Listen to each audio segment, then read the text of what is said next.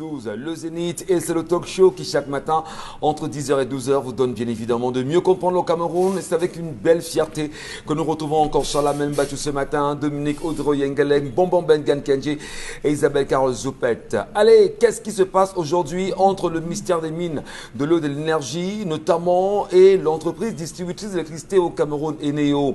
Comment comprendre qu'aujourd'hui 1 milliard serait en train de diviser les deux compartiments, on va dire, de la gestion de la gouvernance au Cameroun?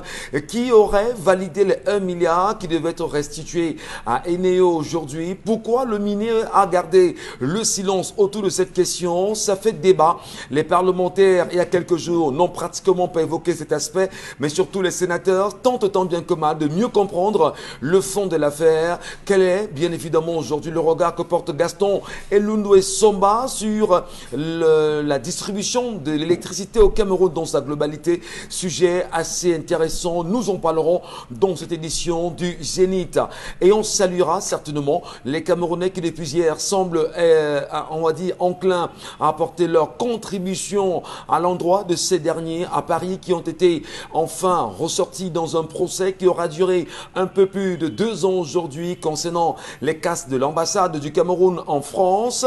Ils en sortent 3 avec une amende portée à hauteur de 45 000 euros. Et il faut bien sûr le dire, à la demande de ces derniers, ils ont simplement tendu la main aux Camerounais et ont supplié que cette cotisation soit faite à leur endroit. Ce qui est curieux, c'est de dire qu'avant de dormir hier soir, la cagnotte dépassait les 5 000, les 5 000 euros déjà contribués. Et depuis ce matin, en même temps, ça continue. Dire que les Camerounais sont dans une résistance et tentent tant bien que mal d'apporter également leur soutien à ceux qui plaideraient pour leur cause. Comment vous comprenez cela? Quelle analyse vous en faites? Nous en parlerons assurément dans cette édition. Bienvenue à tous, installez-vous confortablement. Bonbon Bengan, bonjour à vous et bienvenue Bonbon. Bonjour M. Ngachou Numba, bonjour à vous chers téléspectateurs. Les tribunaux de Douala vont encore se pencher ce matin pour une énième fois de l'affaire Golfin et ses ex-employés. Madame Sopo avait bénéficié déjà de mise en liberté provisoire sous caution. Qu'en sera-t-il des 3 autres? Pour un détournement présumé, en fait, pour une malversation présumée de 900 millions, elle a placé plus de 1 milliard 200. Est-ce que les autres 3 ne pourraient pas bénéficier de cela? Faut-il que chaque prévenu apporte sa caution à part alors que la plainte était collective? Je n'en sais rien. La justice est très compliquée dans notre pays. Mais toujours est-il quand même que la société PEC, que Golfin avait dit que c'était pas illégal, c'était une société écran, existe bel et bien et avait pris l'engagement à l'époque de payer cet argent si jamais Golfin ne voulait plus aller jusqu'au bout, mais il fallait quand même payer une certaine somme de remboursement. Au lieu de procéder à l'amiable, on en est là aujourd'hui. On a même refusé, c'est les principaux responsables de Golfin avaient même refusé, comme l'exigeait leur contrat, que les tribunaux de Londres s'intéressent au dossier. Ils ont préféré venir au Cameroun où, là-bas, on a les gros bras au Cameroun. Mais bon, au moins, comme le tribunal a commencé à donner la possibilité aux prévenus de paraître libres, au moins aujourd'hui, on pourra également laisser aux 3 autres leur liberté provisoire pour comparaître libres. Très important. Voilà. Très important ce dossier Golfin qui depuis des semaines et des mois, je vais dire depuis décembre 2020, oui effectivement ça fait grand bruit quand même. Et ces 3 autres prévenus devraient, vous l'avez très bien dit mon Bengan, bénéficier également des mêmes avantages qu'a eu Madame Sopo Christine dans l'affaire, afin eux aussi de comparaître libres. Nous en parlerons bien évidemment dans les jours à venir. Nous tenterons de mieux comprendre ce qui se cache derrière cette affaire devenue un réel scandale et qui met en mal, on va dire, l'image de la justice camerounaise. Qui sont ceux-là qui tiennent ce dossier aujourd'hui? Charles Amel, bienvenue ce matin.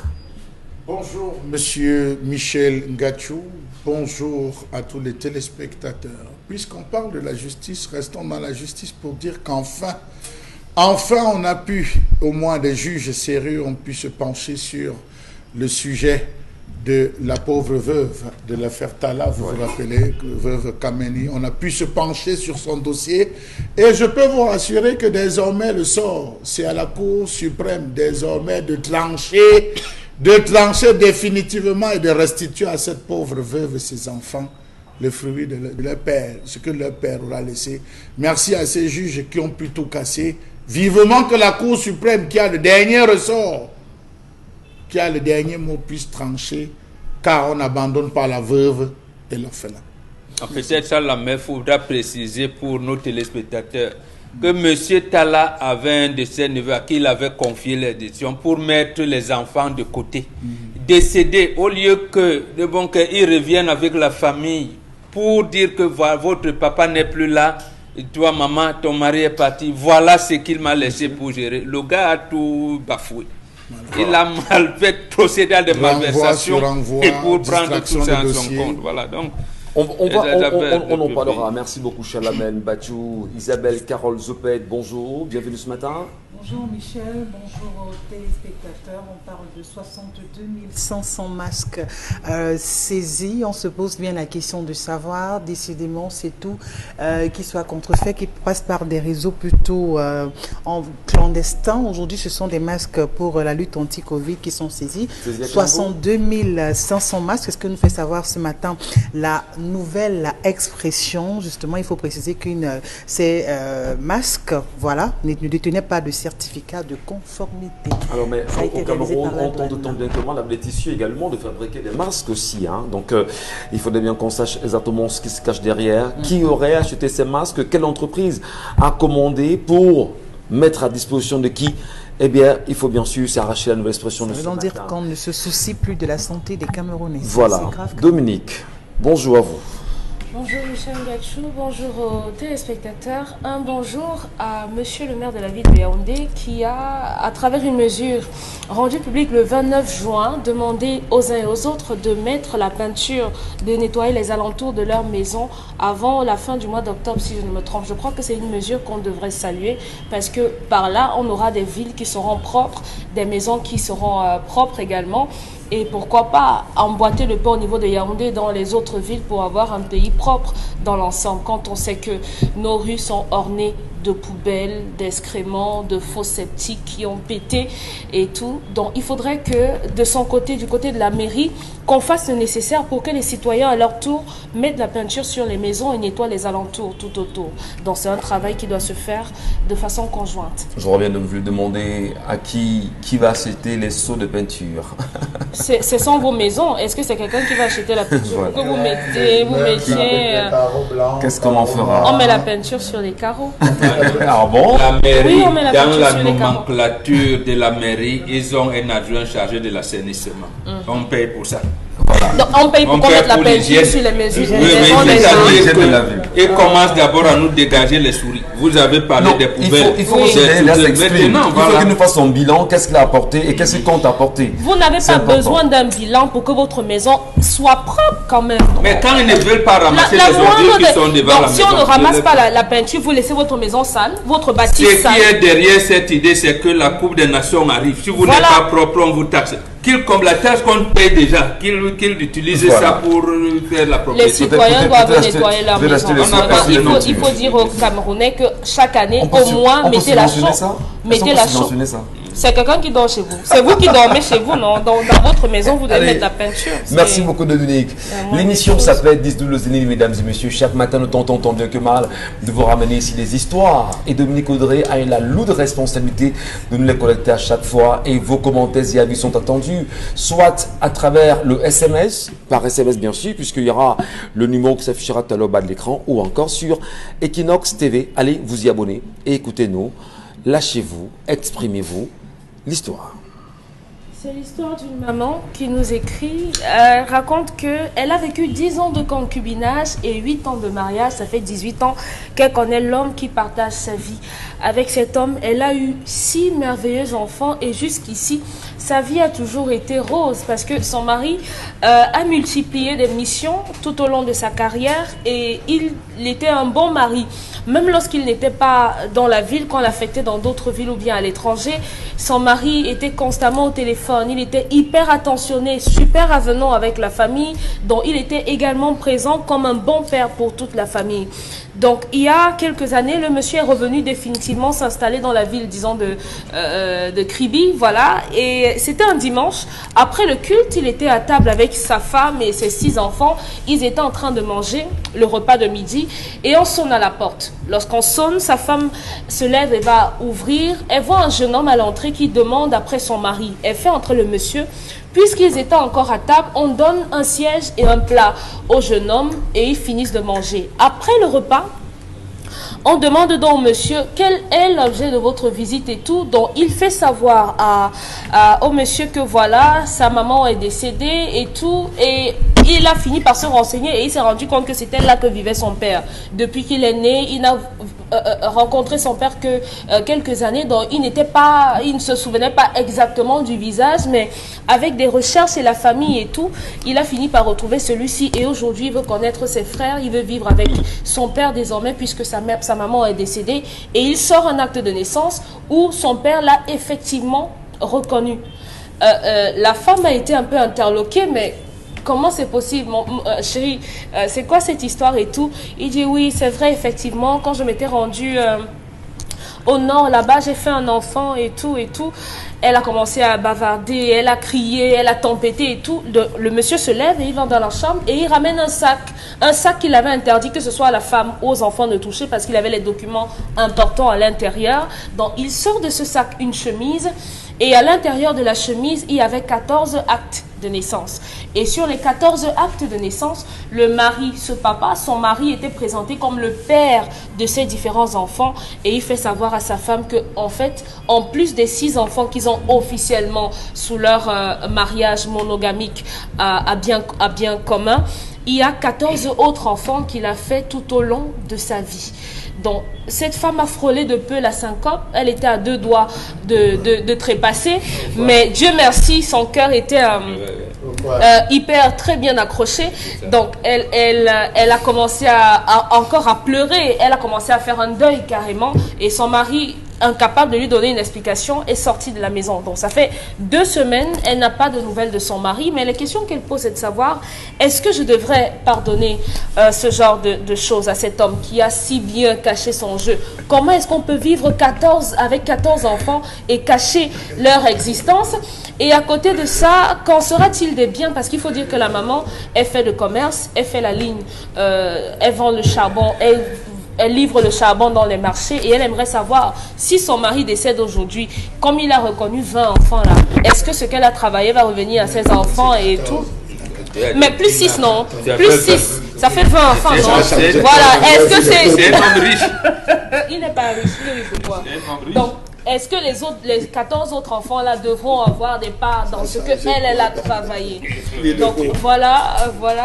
Bon, ça c'est ma question à moi. Je sens les ongles recoulés depuis un petit moment. Quand vous racontez l'histoire, ils recoulent en réalité. On ne ceux qui animeraient un bonbon bengal, les chats à même battu, qui sont. C'est-à-dire ça bouge en même temps. Ben, ils veulent bien se comprendre. Ah ben, est-ce qu'au moins elle vous a dit qu'elle a pris la peine d'aller chercher? Au moins on se trouve son mari aujourd'hui. 2 semaines quand même hors de la maison. Même si ça fait 14 enfants dehors. Est-ce qu'elle a pris la peine d'aller les chercher déjà de l'école? Bonne question, monsieur. Il paraît, à la question, elle dit il paraît qu'il dort dans un motel. Est-ce qu'elle est allée le chercher? Permettez, vous n'avez pas encore la parole. Elle n'est pas allée le chercher, mais il paraît, il y a des hypothèses. Soit il est allé chez l'une des mères de ses enfants, soit il dort dans un motel tordu, pourri quelque part à Douala ou à Kribi où vous voulez. Mais elle ne sait pas exactement là où il est. Alors, et elle ne l'a pas appelé. Justement, puisque vous avez la parole, hein, on veut bien comprendre. Comment est-ce qu'on résout une telle affaire, Dominique Audrey? Merci, Carole. Comment est-ce qu'on résout une telle affaire? Vous qui êtes maman, vous qui êtes femme, vous qui... Comment est-ce qu'on résout une telle affaire? Vous mettez à la place de la femme? Quelles sont les solutions que vous vous donnerez vous-même? Après avoir prié le psaume 52, oui, parce qu'il faut que justice... Demande d'explication. Oui, il faut que justice soit faite. Il n'y a pas d'excuse à accorder puisque votre mari ne vous a pas demandé pardon. Il a estimé que vous êtes en train de bavarder. Il a commis une faute alors. Vous jacassez, oui. Oui, il mène 14 vies en parallèle d'elle. Donc, il a 15 vies dans son sac. Ça veut dire 15 foyers, 15 enfants. Peut-être, ça c'est même pour les enfants qu'il connaît. Peut-être qu'il en a d'autres qu'il ne connaît même pas encore, qui sont en chemin. Donc, il ne vous a pas demandé pardon. Vous n'avez rien à lui pardonner, puisqu'il estime qu'il n'a rien fait de mal. Maintenant, la question, c'est fort, hein. Avoir un mari qui a un enfant dehors, c'est gérable. C'est gérable s'il vous dit à temps, lorsqu'il a commis la bêtise, d'avoir des relations non protégées avec sa maîtresse.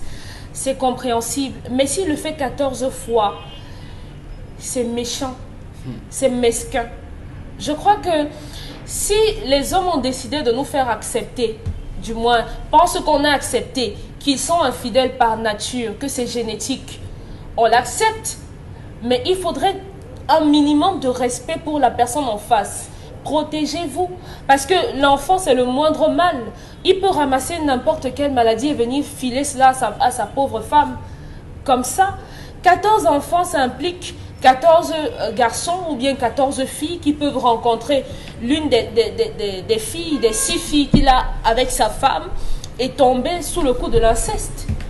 Il faudrait que les uns et les autres apprennent à assumer leurs actes. Vous ne pouvez pas coucher dans le lit d'une femme tous les jours, la regarder dans les yeux, lui dire que vous l'aimez et sortir de son lit, aller dans un autre lit, dire la même chose à une autre femme et revenir encore avec votre malchance dans la vie de cette femme. Personne ne peut prouver cela aussi. Hein. Pardon? Personne ne peut prouver qu'il le disait. Il est parti revenir le dire. Ah bon? Personne. Bah, comme on a tous eu des hommes dans nos vies qui nous ont fait des choses, on sait que c'est comme ça qu'ils font. Donc il y a qu'aujourd'hui, madame, vous faites un procès aux hommes là ce matin. Commencez à protéger vos biens. Vraiment, je ne sais pas si on a des avocats qui nous regardent, dites-nous si on peut changer rapidement le régime matrimonial parce qu'il le faut. 14 enfants dont les mères n'ont pas travaillé à la construction, à la constitution, à l'amas de la richesse de votre mari. Ces enfants n'ont pas, je pense que ces enfants n'ont pas le droit d'avoir ce que vous avez travaillé. Ils peuvent avoir ce que leur père a travaillé, mais ce que vous avez amassé tout au long de votre vie revient exclusivement à vos 6 enfants. Donc, s'il y a une possibilité de changer le régime ou bien d'arrêter de mettre de votre argent dans l'argent de votre mari, faites-le dès maintenant. Parce qu'il ne va pas aller chercher ces problèmes pour que vous veniez assumer cela. S'il a décidé d'être polygame à 14 femmes, avec ces 14 femmes que chacune amasse pour ses enfants, et non vous n'allez pas travailler pour les enfants de ces femmes-là. Vraiment, s'il ne veut pas rentrer à la maison, comme c'est un grand garçon, il a pris les clés de sa voiture, il est parti. Comme un grand garçon, il va revenir. Parce que c'est de la même façon qu'il était grand, en ayant ces réactions physiologiques, ces érections qui ont conduit à ces enfants-là. C'est un grand garçon, il va rentrer à la maison. C'est un grand monsieur. Oui. Moi, je veux savoir, monsieur, pourquoi? Parce que sa femme s'est fâchée.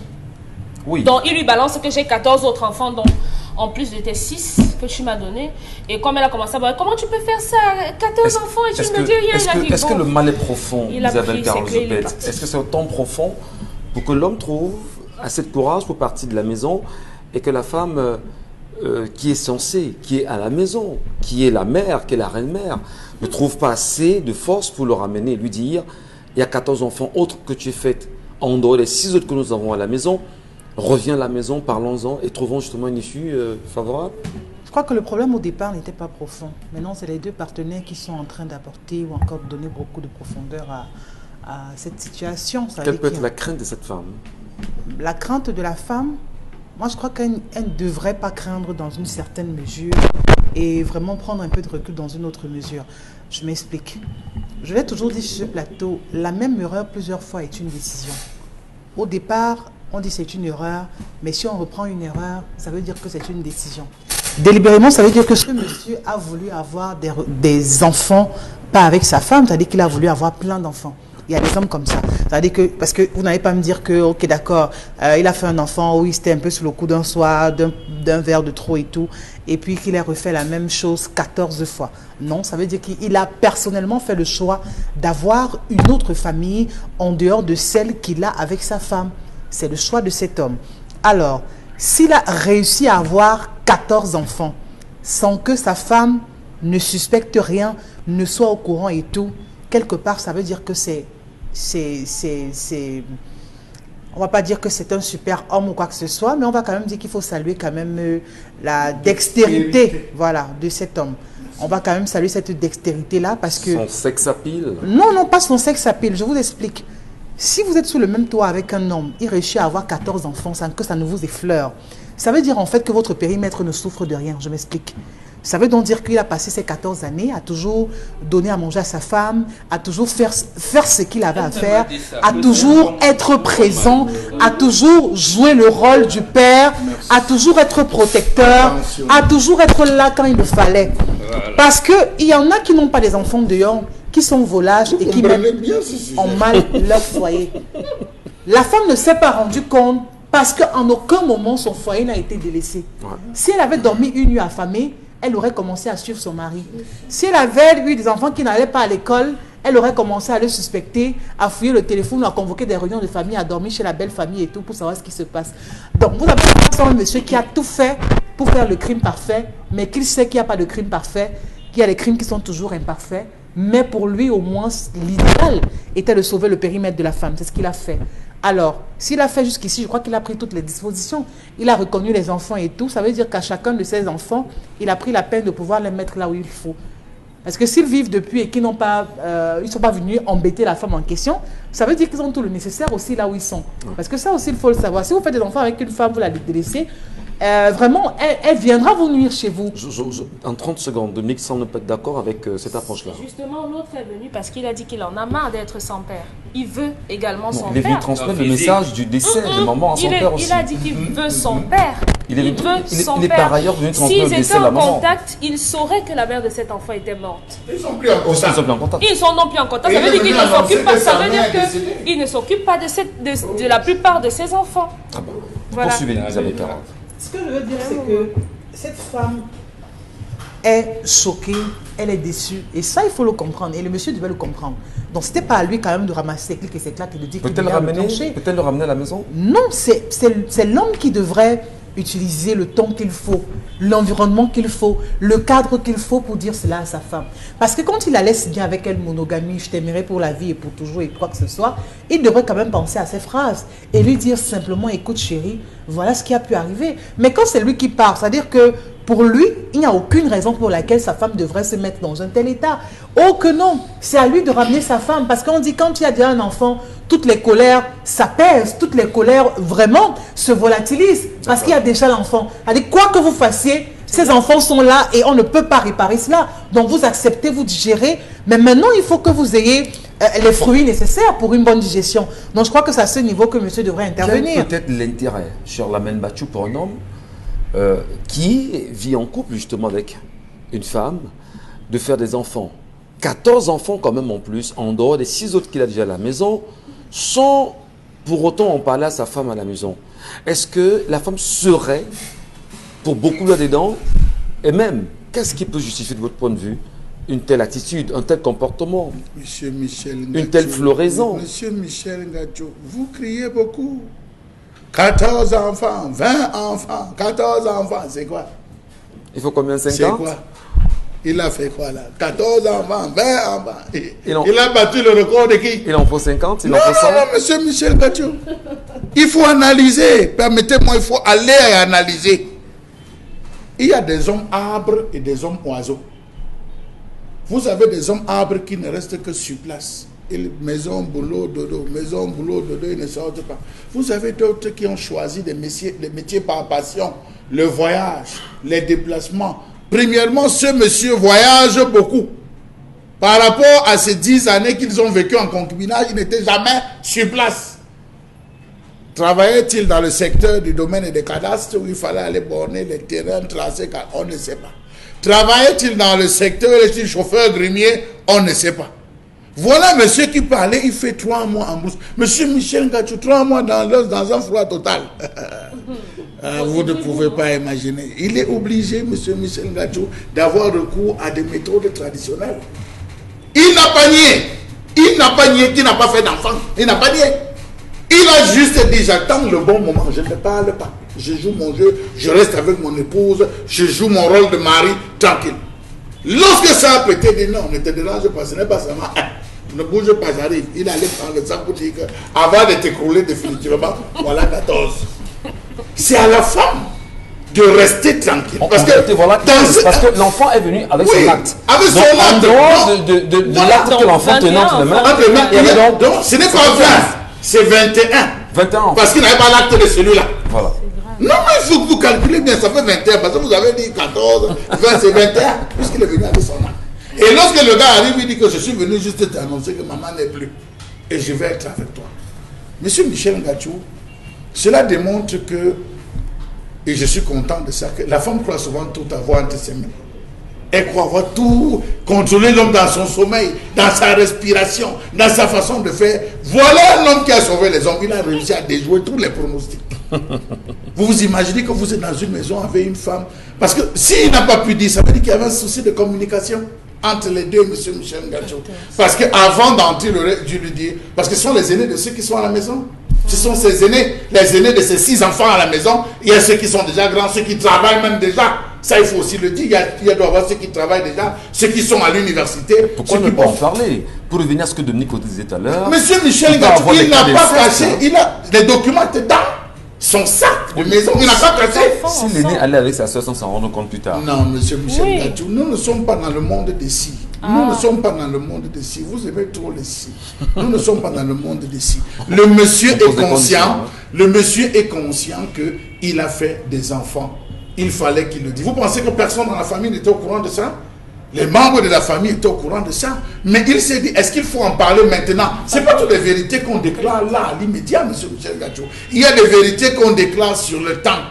On prend le temps. Ça peut être même au soir de sa vie. Bon Dieu sait, les chrétiens vont m'opposer le fait que nul ne sait l'heure, le jour, ni le moment. Mais chacun se dit, je prendrai le temps de l'expliquer, de préparer la femme. Il a dit, aujourd'hui, elle est en train de choquer. Ce que la femme fait, en fait, c'est parce qu'elle veut retrouver son mari. Elle a déjà pardonné à son mari. En venant voir Dominique Audrey, elle a dit que pardon, même si elle rentre d'abord à la maison. La femme est en train de supplier son mari que, malgré tes fautes, rentre d'abord. Non, mais c'est ça. Elle aime son mari. Elle est en train de dire, rentre à la maison, on va gérer, je vais te cuire doucement, je vais te frire tout doucement, mais rentre d'abord à la maison, monsieur Michel. Voilà, c'est bien. Donc c'est là où je voudrais dire à ce monsieur, quel que soit le lieu, qu'il ne rentre surtout pas. On a les histoires de constat. Qui ne rentre pas? Non, qu'il ne rentre pas. On a les histoires comme ça, monsieur Michel Ngachou. On a vu les histoires d'Akono Liga où les femmes attendaient que l'homme soit couché. On a vu l'eau chaude à Yaoundé. Qu'il ne rentre surtout pas à ce moment. Donc il reste tranquille et il organise une réunion de famille. Restez dehors comme un tampon Bengan avant de retourner à la maison. Vous êtes d'accord avec Chalamère? Ne rentre pas? Restez dehors. Je ne sais pas si sa belle-mère vit encore. Voilà. Si sa propre maman vit encore. Ouais. D'abord, c'est les premières personnes à qui poser le problème. Avant même les chefs de famille en question. C'est la belle-mère et votre propre maman. Quel type de questions est-ce qu'on leur pose? Qu'est-ce qu'on leur pose comme question? Non, il ne la pose pas. Tu leur dis que maman, en fait, un de mes fils est arrivé là, comme il y a eu inattendu. J'ai profité de l'occasion pour montrer à ta fille que, bon, Catherine n'était pas au courant. Je lui ai montré, mais bon, tu sais bien que je n'ai jamais voulu irriter ma femme, et pour éviter les semaines, je me suis retiré un peu. Donc, comment je vais faire la belle-mère Non, c'est ça. La gymnastique. C'est pas la gymnastique. Parce que, en fait, c'est le bien-être. Et la femme dit ça même à Audrey. Elle dit, j'ai un bon mari. Je ne manquais de rien, malgré ses multiples voyages, j'avais tout. Et Isabelle a dit son périmètre. J'ajoute, en plus de son périmètre qui était protégé, sa surface aussi. Voilà. Il y a le périmètre, la surface, les hauteurs, les longueurs, tout était protégé. Ouais.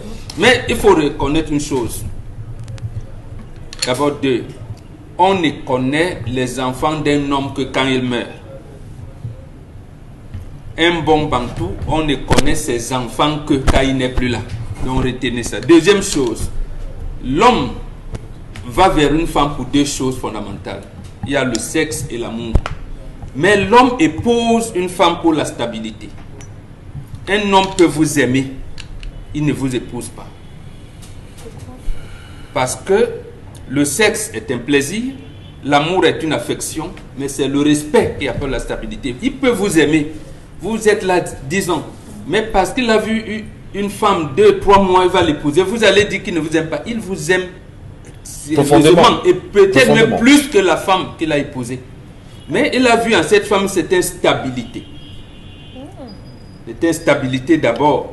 Donc, quelqu'un là s'est dit, ma stabilité. Il était parti, il était commercial dans une entreprise, on ne sait pas. Mais il était tous parti. Mais regardez comment il protège la femme. Mais comme c'est un homme sérieux et un homme aimable, adorable, il est même un des gens d'un bon bantou. Partout où il faisait un enfant, il reconnaissait son enfant. Ouais. Il reconnaissait son enfant. Justement pour éviter, là je rassure ma fille Dominique, il n'y aura pas d'inceste. Donc, sachez-le, l'homme épouse une femme pour la stabilité. Il peut vous aimer 1000 ans, il ne vous épouse pas, ça ne veut pas dire qu'il ne vous aime pas. Mais on ne connaît les enfants d'un homme que quand il décède. Voilà. Est-ce qu'il n'y a pas une crainte quand même, si jamais il décédait, bien avant? Les actes sont là. Oui, Justement, ils sont là. c'est pour préparer les femmes. Oui, et que Donc, c'est quand on ferme les yeux là, la première chose, justement, je la comprends parce qu'elle était là. Vraiment, j'ai 6 enfants et le peu que mon mari a, le peu de commerce que j'ai, elle tablait déjà mes 6 enfants. Non, ils sont 21 déjà, peut-être seront 28. Donc, en réalité, comment déjà savoir que bon, le peu qu'elle a, comment je vais aménager mais les enfants qui viendront demain? Puisque quand il ferme les yeux, quand ses frères viendront, vont fermer les yeux, il restera, tout va fouiller les sangs, il verra les Est-ce que pendant qu'on parlait ce matin, on a des frères qui nous regardent ce matin, on a plein d'hommes qui nous regardent, ce ne serait pas légitimé cette façon de faire? On vit avec des femmes et on choisit de faire d'autres enfants dehors. Et à un moment donné... C'est l'erreur. Ce que vous êtes en train de dire, c'est vous qui voulez les pousser à l'erreur. Non, Il a vous fait regardent, des enfants, il a fait des... des enfants avant qui sont les aînés de ceux qui sont Pas tous. à la maison, monsieur Michel Ngachou. Partons de ce principe. Ce n'est pas un fait, c'est pas pendant qu'il avait la Dominique dame. dit pas tous. Pas tous. C'est le dernier qui arrive. Le dernier qui arrive. Le dernier qui arrive est suffisamment grand pour avoir pris ses pieds seul chercher son père. Non, monsieur. Tous ne sont pas les aînés. Donc, Tous entre temps, ne quand même, sont dans pas le foyer, les il aînés. sortait, Il y a fait les des enfants jumeaux. devenaient. Il y a des jumeaux. Parmi ces 6-là, il y en Ouais. a qui ont le même âge que ce qu'il a fait en dehors de la maison. Ça ne fait rien. Ça ne fait rien. François Hollande a épousé l'autre. Ce n'est pas ça le problème. Est-ce que... Voilà, on a dit François Hollande, Non. toujours. François Hollande a épousé Non, l'autre. il faut discipliner. Si un homme décide d'avoir ce genre de vie, il est préférable que votre femme le sache. Pourquoi? Parce qu'il y a dans les foyers une éducation qu'un père a envie de donner à ses enfants. Va-t-elle Il va- valider ça? Il n'a pas Elle donné. va valider. Elle peut valider? Oui, ça dépend de comment vous le lui dites. Ça dépend de comment vous annoncez les choses à votre femme. Les femmes peuvent tout accepter. Ah bon? Ça dépend, oui, ça dépend de Les comment. femmes de 2021. Oui, elles Justement, acceptent. Ça dépend de comment Elle vous a les raison, amenez. ça dépend donc de l'ambiance de la maison. Oui. C'est la femme qui oxygène la maison. Quand la femme n'oxygène pas la maison, et l'homme qui l'aime, il a mis là, et qui tient à la stabilité, parce que la femme qui a apporté la stabilité, ne veut donc pas irriter. Ma femme qui est tout pour moi là, qui est, Très bien. si je pose ça maintenant, elle risque de. Allez, Il veille on va- donc à ce on va- bien-être on va là. évoluer. à ce On confort va familial. évoluer, on va laisser bien sûr le soin aux téléspectateurs de nous envoyer leurs messages, leurs avis, leurs commentaires, mais surtout des solutions pour cette famille. Probablement pour cette femme également qui semble être perdue, mais comment ramener l'homme à la maison?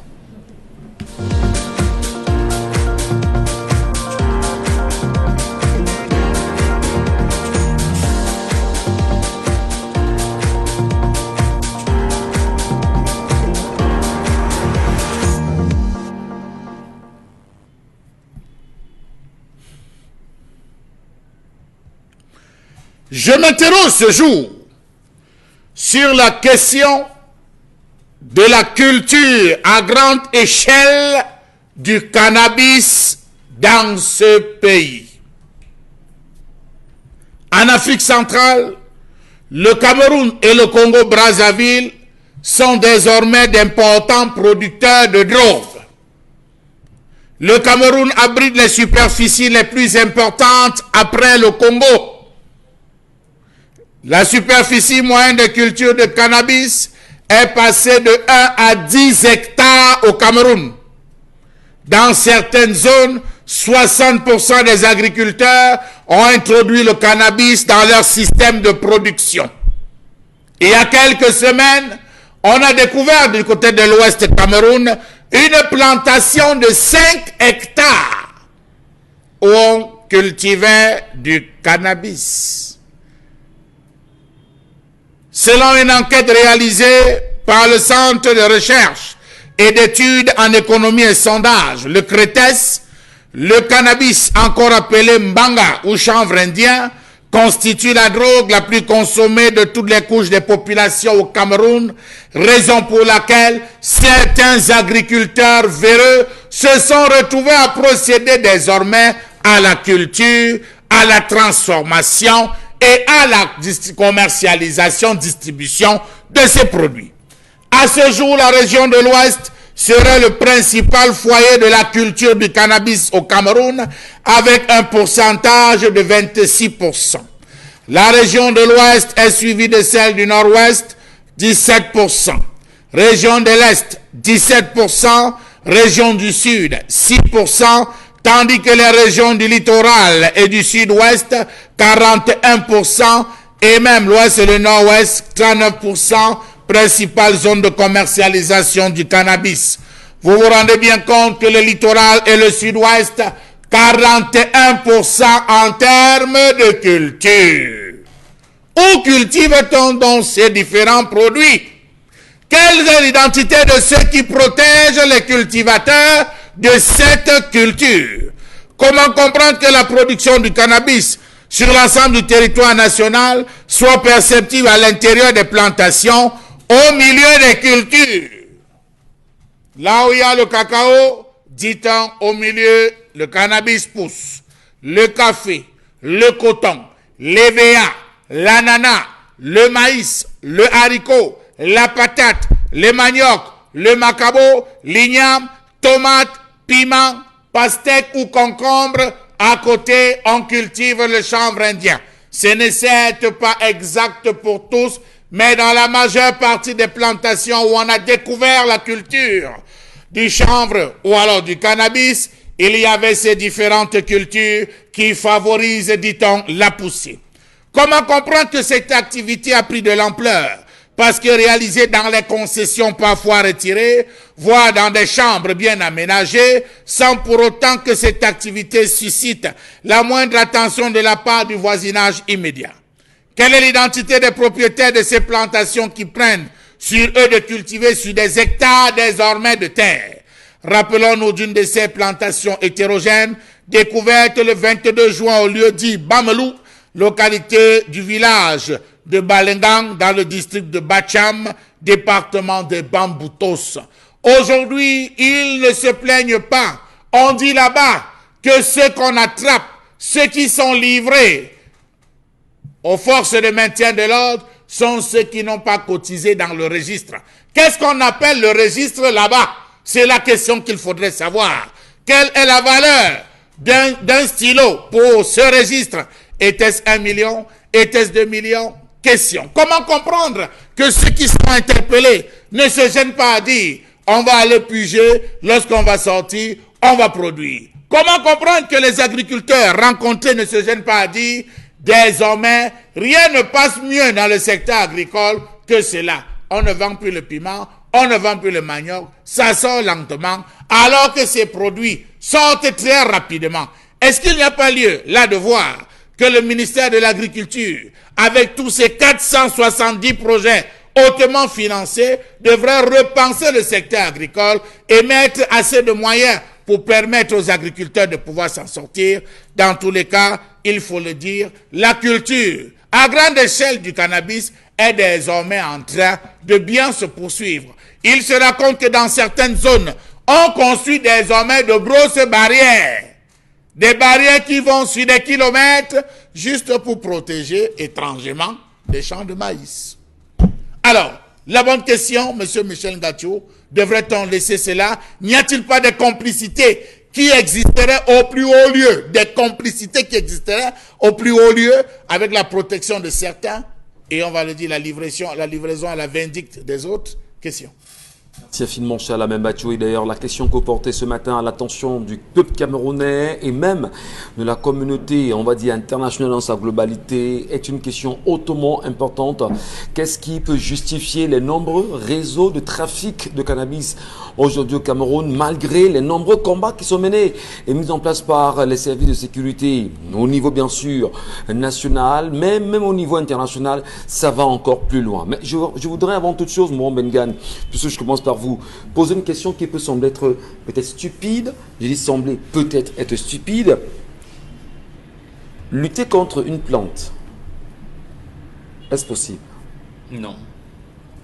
Parce que, je la pose parce que on se rend compte que c'est une plante qui est naturelle. Tout à fait. Tout comme la cocaïne. Oui, tout à fait. Tout à fait. Le problème, Enfin, la cocaïne est issue d'une plante également. Le problème qui se pose, justement, c'est que dans, j'allais dire, l'organisation des sociétés modernes, les États se sont présentés comme des prédateurs. Ils peuvent venir, quand vous trouvez de l'or sur votre terre, on dit que ça appartient à l'État. Quand j'ai mon mukulungu que j'utilise pour mes rites traditionnels, on dit que c'est pour l'État. Vraiment. Même des rocos que je veux abattre pour construire ma maison, on dit il faut te référer au chef de poste forestier pour dire que voilà, même si vous avez mis votre terre en valeur depuis vos ancêtres et tout ça. Maintenant, l'autre volet justement c'est quoi? C'est que les États, justement, ils ont dit que c'était pour protéger la population, certes. Mais quand vous protégez la population et vous cultivez ce qui est considéré comme la drogue pour les médicaments, pour certaines boissons, on oublie curieusement que les cultivateurs que vous utilisez là-bas vont se rendre compte de cela et ils vont également mettre de côté. C'est un peu avec les palmeraies. C'est avec les palmeraies. Moi, je pense plutôt qu'on aurait dû procéder à une formation de ces agriculteurs-là en leur disant, bon, vraiment, top secret, ici, ici, ici, ici. Donc, c'est comme ça. Les États-Unis l'ont fait. Aujourd'hui, ils ont commencé, certains États ont commencé à légaliser. Il y a même une boisson ici. Vous ne pouvez pas nommer, mais il y a une boisson. Tout le monde sait que c'est la cocaïne. La boisson gazeuse la plus vendue au monde. Voilà, la boisson gazeuse la plus vendue au monde. Tout le monde sait que c'est la cocaïne. Bon, les industries pharmaceutiques, ils l'utilisent. Donc, quand vous avez votre palmeraie, vous avez une plantation de cacao, de café, de quoi que déjà de VA, c'est que vous amenez là-bas cultiver les cultivateurs, vous prenez comme saisonnier, vous ne pouvez pas lui empêcher de prendre les noix, de prendre pour aller faire son poème, pour aller faire la sauce jaune, pour aller faire ceci. Mais vous verrez que les grands exploitants de ces palmeraies-là, ils empêchent même leurs employés d'aller faire le poème, alors que le gars n'a pris que quelques noix qui n'enlèvent en rien dans la production. Parfait. Et même lorsqu'il va extraire l'huile, il sait que vraiment je peux faire ceci ou le manianga pour les palmistes et tout. On vous interdit, c'est là où c'est pas bon.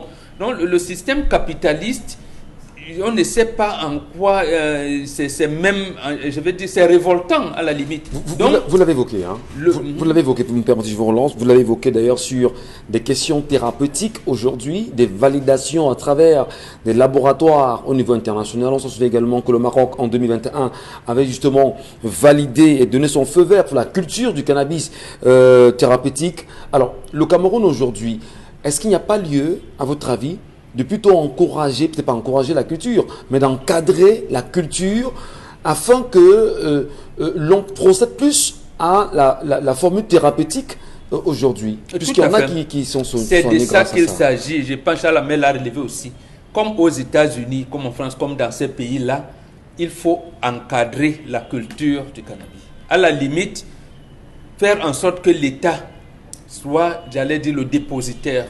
Mais s'il y a quelqu'un pour, je vais dire, pour avoir un agrément, mais parce qu'on ne va pas aller plus loin à cela, on reste à l'État, mais on confie.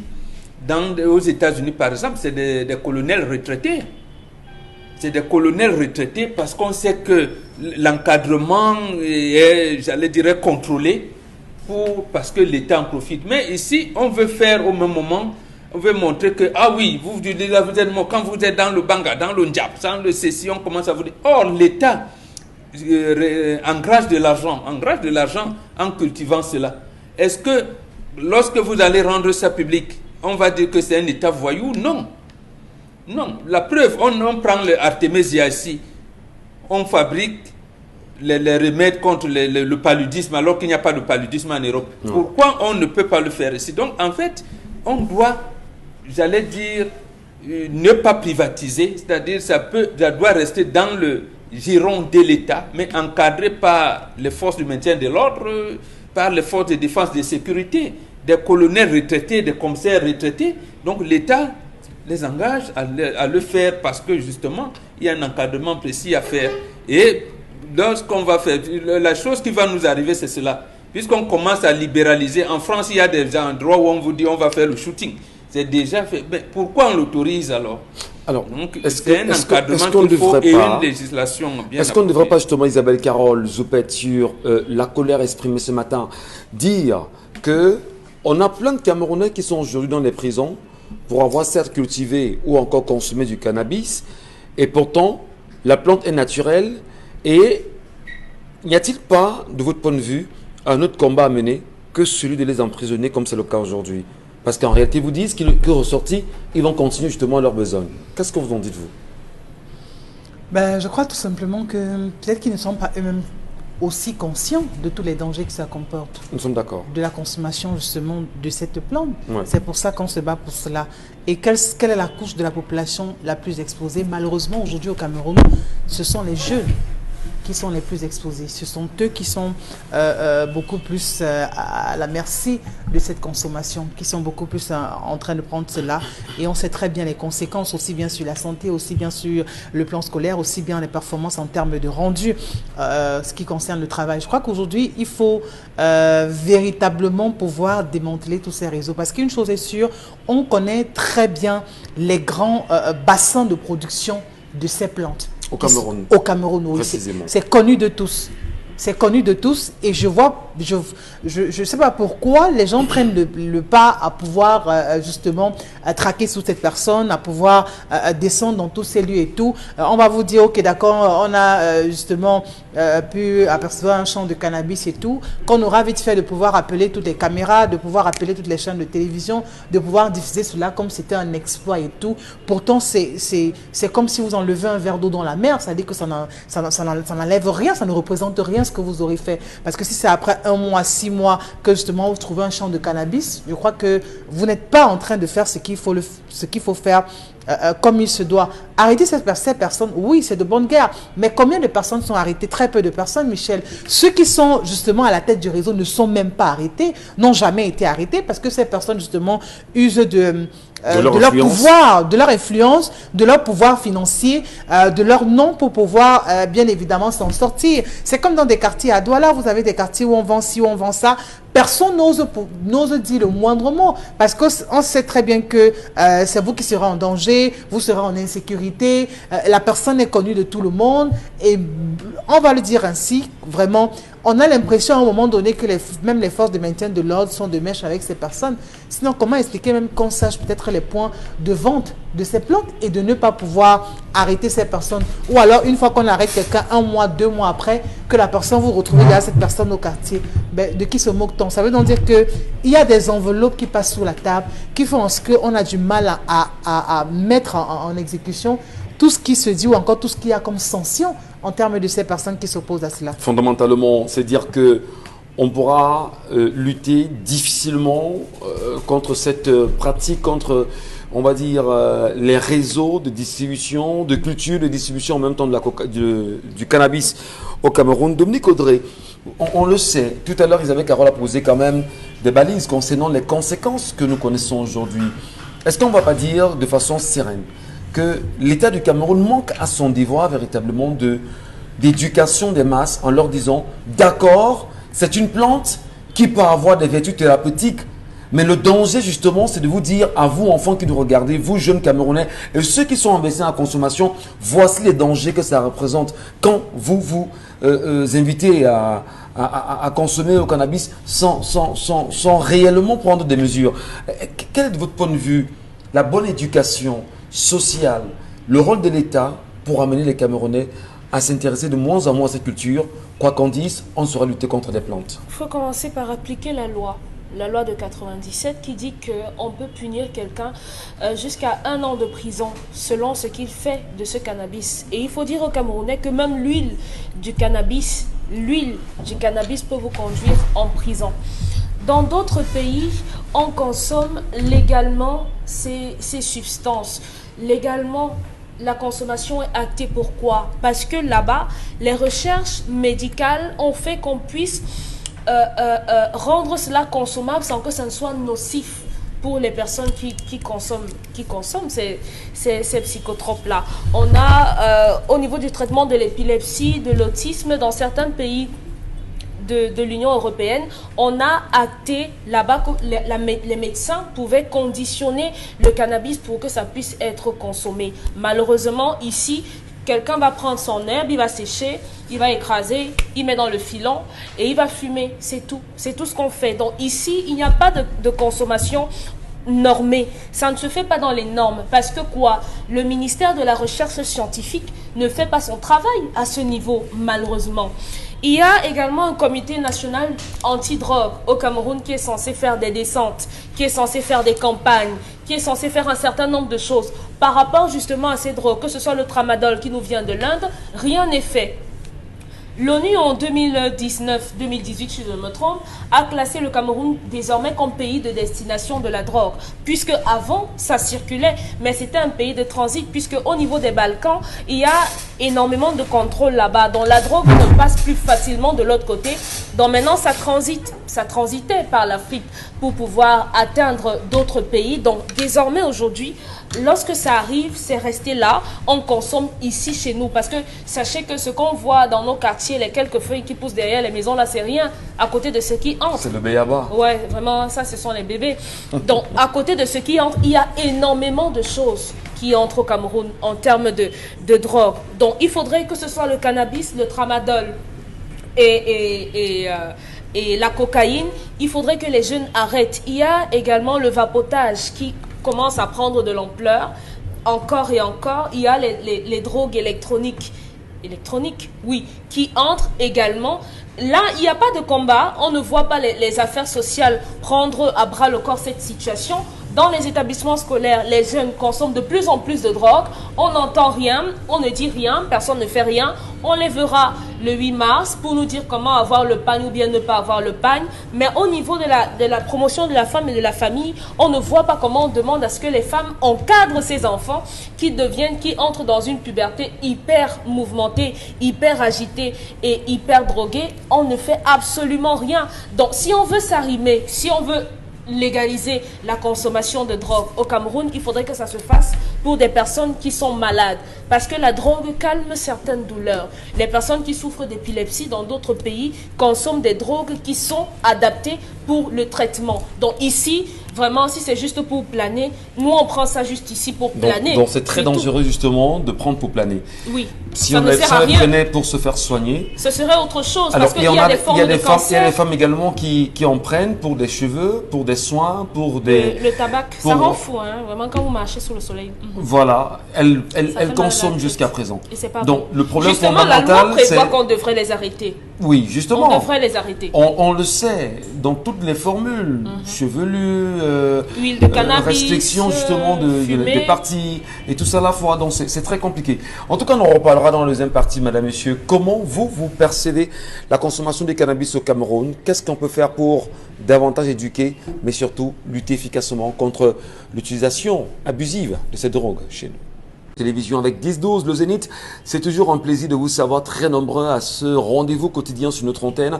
Vous rappelez aussi que le regard que nous portons sur le Cameroun va en direction des Camerounais qui souhaiteraient effectivement avoir un pays nouveau. Nous nous posons des questions depuis belle lurette quand même. Qu'avons-nous à laisser aux Camerounais de demain? Qu'avons-nous à laisser à nos enfants pour l'avenir? Est-ce qu'on peut dire au regard de la situation sociale du Cameroun, la situation politique du moment, la situation économique que le Cameroun est en bonne position pour laisser un Cameroun meilleur aux générations à venir. Comment pouvons-nous aujourd'hui continuer à marcher sans pour autant nous tourner regarder en direction de Bamenda, de Buea, où depuis 5 ans pratiquement une guerre sans merci continue de faire beaucoup de victimes de ce côté. On n'oubliera pas ces derniers cas ou ces derniers jours, les tueries ou les décès qui ont survenu, mais surtout ce dernier qui est mort dans un quartier de Bamenda et qui a poussé les populations à aller carrément détruire le checkpoint de l'armée camerounaise à l'entrée bien sûr de la ville, accusant ces derniers justement d'être au cœur de ce qui s'est passé. D'ailleurs, les enquêtes sont en cours, on en saura un peu plus dans les jours à venir. Le Cameroun pourra-t-il ressembler à un Cameroun exemplaire demain? Nous en parlons et nous parlerons toujours. Question de vous appeler à ouvrir grandement les yeux, mais surtout à allumer vos cerveaux. On parle aussi de Gervais Mendozi. On s'en souvient il y a quelques jours seulement. L'ancien directeur de la CIATV, de regretter mémoire, allé en terre. La Cour suprême a décidé depuis quelques heures de mettre fin, justement, de supprimer, on va dire, d'effacer les 20 ans de prison qui pesait encore sur l'ancien directeur général de la chaîne publique nationale. Comment vous, Camerounais, vous regardez cette attitude? Pourra-t-on dire qu'on a toujours au Cameroun une justice à 2 vitesses? Voilà. Allez, cher Lamel, vous avez reçu beaucoup de coups de fil. Il paraît que vous validiez justement les approches des uns et des autres ce matin. Vous venez de m'assommer, M. Michel Ngachou. Ouais. Avec la dernière information, vous m'assommez. Comment est-ce que, aussi facilement, on se met à effacer des choses? Bon, bref. Vous savez, on efface parce que même une fois mort, s'il y a encore la peine qui pèse sur vous, il y a dans certains pays, on enchaîne même votre... Ça veut dire qu'on va laver son honneur. Oui, peut-être. Ça veut dire qu'on va le restituer. Dans tout ce qu'il avait, M. Michel Ngachou, tout ce qui avait été déjà saisi et tout, ce qu'il avait déjà remboursé, tout ça va pouvoir revenir. Qui va rembourser? Qui va rembourser? C'est juste une question, c'est pour ça que je dis qu'on m'avait assommé. M. Michel Ngachou, le Cameroun a beaucoup de problèmes. Le Cameroun souffre d'avoir à certains niveaux de décision des incompétents. Permettez-moi l'expression des incompétents qui ne parviennent pas à gérer, à réguler. Je vous prends un cas. Dans pratiquement toutes les communes, vous avez ce qu'on appelle des bureaux de poste agricole. Oui. Est-ce que ces bureaux de poste agricole fonctionnent? Donc, le principal objectif est de descendre, contrôler, superviser, accompagner, faire le suivi dans la production, s'assurer de la bonne qualité des semences, de l'utilisation des bonnes semences. Vous avez parlé de poste agricole? Poste agricole. J'étais à Baham ce week-end, dans un petit village qu'on appelle Bapi. Et là-bas, je suis arrivé à côté du poste agricole de Bapi, je le dis à la télévision, qui est dans la broussaille. J'en viens. Vous vous rendez compte qu'on ne visite même pas, on n'ouvre même pas. Bien. À Bapi, à Baham. Il y en a, je peux vous citer au moins 30 villages où ça n'existe pas. À une certaine époque, dans le budget qui était voté au ministère de l'Agriculture, on les donnait des motos. Ils avaient des motos, je sais pas, motos Yamaha, permettez-moi ça en publicité. Ouais.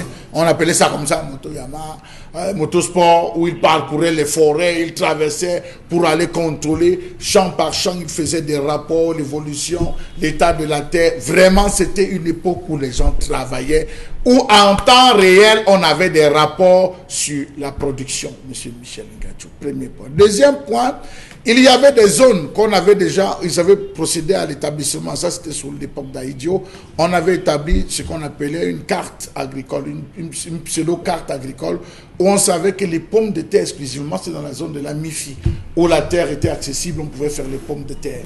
On savait que la patate, c'était dans telle zone. Lorsqu'on vous envoyait, c'était pour procéder à l'extension. Toute personne qui voulait se lancer dans le secteur de l'agriculture, on dit non, ici c'est des patates. Vous allez à Mundemba. À Mundemba, c'est une zone où on ne devait faire que la patate, parce que la qualité de patate qui sort, c'est la raison pour laquelle les Turcs, lorsqu'ils sont arrivés au Cameroun, ils voulaient développer le croissant, avec les croissants, les pains de patates. On les a orientés vers la zone de Mundemba, parce que cette pseudo-carte existe. Entre cette période d'aujourd'hui, on n'a plus jamais rien fait en termes d'évaluation et l'agrandissement de la carte agricole dans ce pays. Donc on se retrouve à ceci que c'est je me débrouille. On arrive, on dit, il y a l'eau ici, on peut faire les pastèques. Je lance les pastèques. Qu'elles soient acides, qu'elles soient mal famées, on écoule sur le marché. Lorsque vous arrivez, il y a des pastèques, des zones. Si vous prenez le tracé droit là, ouest, il y a des zones où lorsque vous arrivez, vous achetez la pastèque, arrivez chez vous, vous ne pouvez pas la consommer. Vous vous dites, mais ça c'est quel type de pastèque? Oh, c'était le rôle de ces gars des postes agricoles d'accompagner. Donc une population abandonnée. À l'époque du président Aïdio, on procédait à l'inventaire de tous les agriculteurs à travers l'organisation des comices et tout. On connaissait, même quand il faisait ses discours, là, pendant le comice, il savait que dans la zone de Bouddha, il y avait telle personne qui faisait l'élevage de ceci. Quand il voulait citer, il connaissait. Quand il faut acheter, parfois on fait des commandes, il dit allez voir tel à Bouddha, allez voir tel, parce qu'il avait le fichier. Est-ce qu'aujourd'hui on a le fichier? Cette carte-là n'existe pas. Est-ce que c'est parce qu'il y a abandon qu'ils ont préféré maintenant y mettre du cannabis entre les plantes? Monsieur Michel, permettez-moi d'évoluer. Il y avait à cette même époque, en fonction, puisque le Cameroun était le grenier de la sous-région, en fonction des commandes, des demandes, le président Aïdio organisait en disant que bon, cette année on va envoyer tel nombre de tonnes de bananes ou de macabo au Gabon, parce que le Gabon pendant longtemps, c'est le Cameroun qui a nourri le Gabon, qui nourrissait la Guinée équatoriale, qui nourrissait.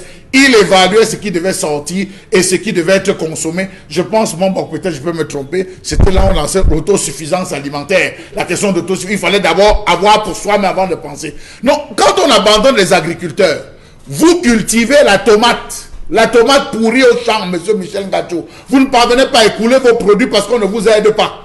Ça pourrit parce qu'il n'y a pas d'axe routier. Quelqu'un vient vous dire que, gars, tu es en train de mourir comme ça, là, tu as perdu, il y a 4 récoltes. Non, c'est un peu dans le banga, non. Papa, je t'achète sur le champ. Fais seulement, tu racles, tu sèches ça à l'intérieur. Dès que c'est bien sec, tu mets ça dans les sacs. Ne te dérange pas pour le reste, c'est moi-même qui amène en ville. Beaucoup de gars ont dit, ok.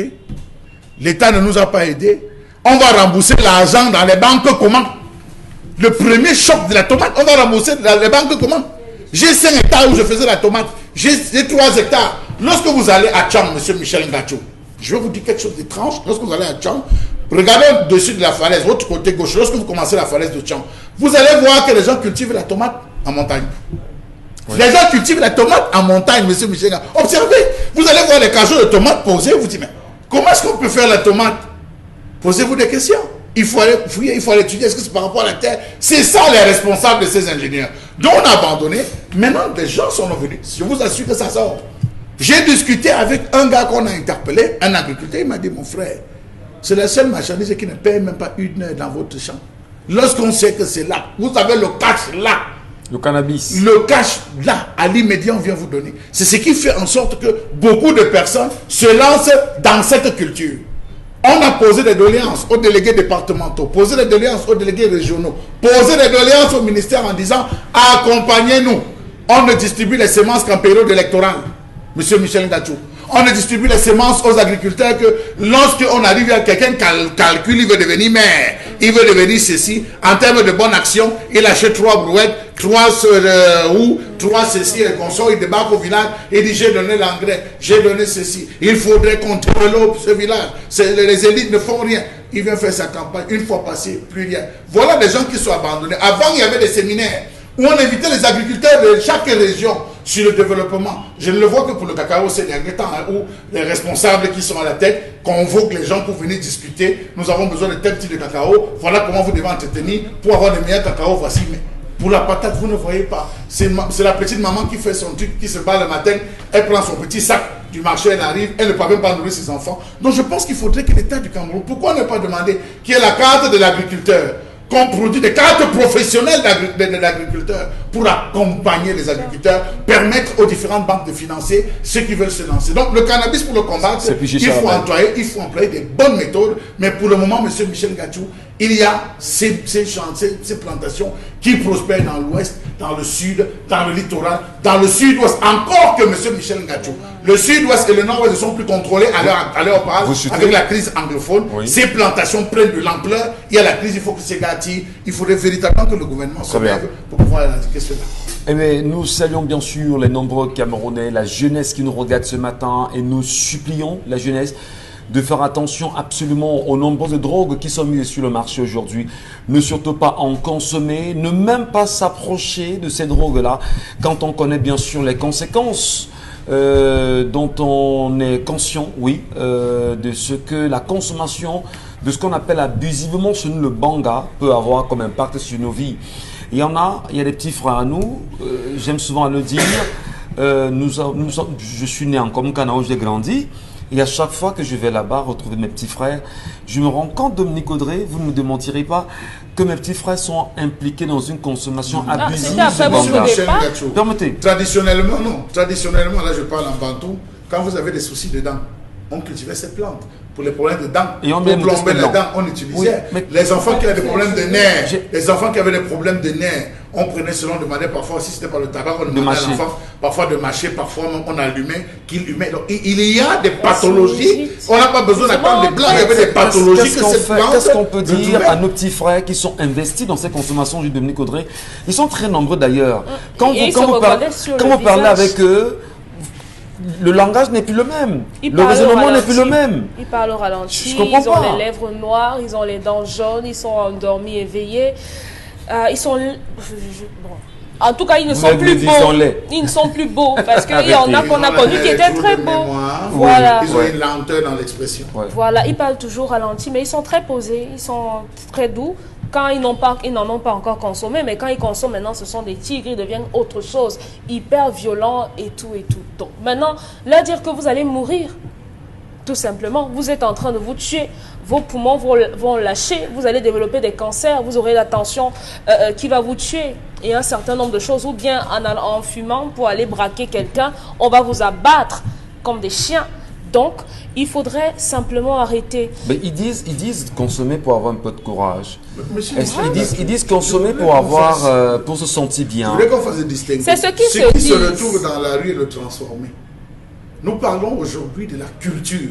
Non. Lorsqu'on cultive, on sort, il y a des gens qui achètent, qui vont dans des laboratoires transformer et mettre sur le marché. Non, ça, on est sur l'angle de ceux qui consomment autour de dans nos quartiers, oui, et qu'on voudrait bien sauver ce matin. Oui, là où on a grandi, moi j'ai grandi à Mini-Ferme, il y en a un peu partout. C'est un peu partout, tout le monde le voit en grandissant là-bas, on touche à ça. Ouais. Donc, la plupart passe par là. Si vous avez votre enfant qui grandit dans ce genre de quartier et qui n'y ont pas touché vraiment, ça veut dire que vous avez été fort ou bien Dieu vous a véritablement aidé. Mais pour les autres, la plupart, ils déraillent. Ils perdent complètement la tête et d'autres finissent par mourir. Et c'est pas seulement dans ces quartiers de Dominique Audrey, parce que même dans nos villages aujourd'hui, ils sont très nombreux ces jeunes qui ont choisi de s'investir dans la consommation de ce qu'on appelle le banga, et c'est pas bien.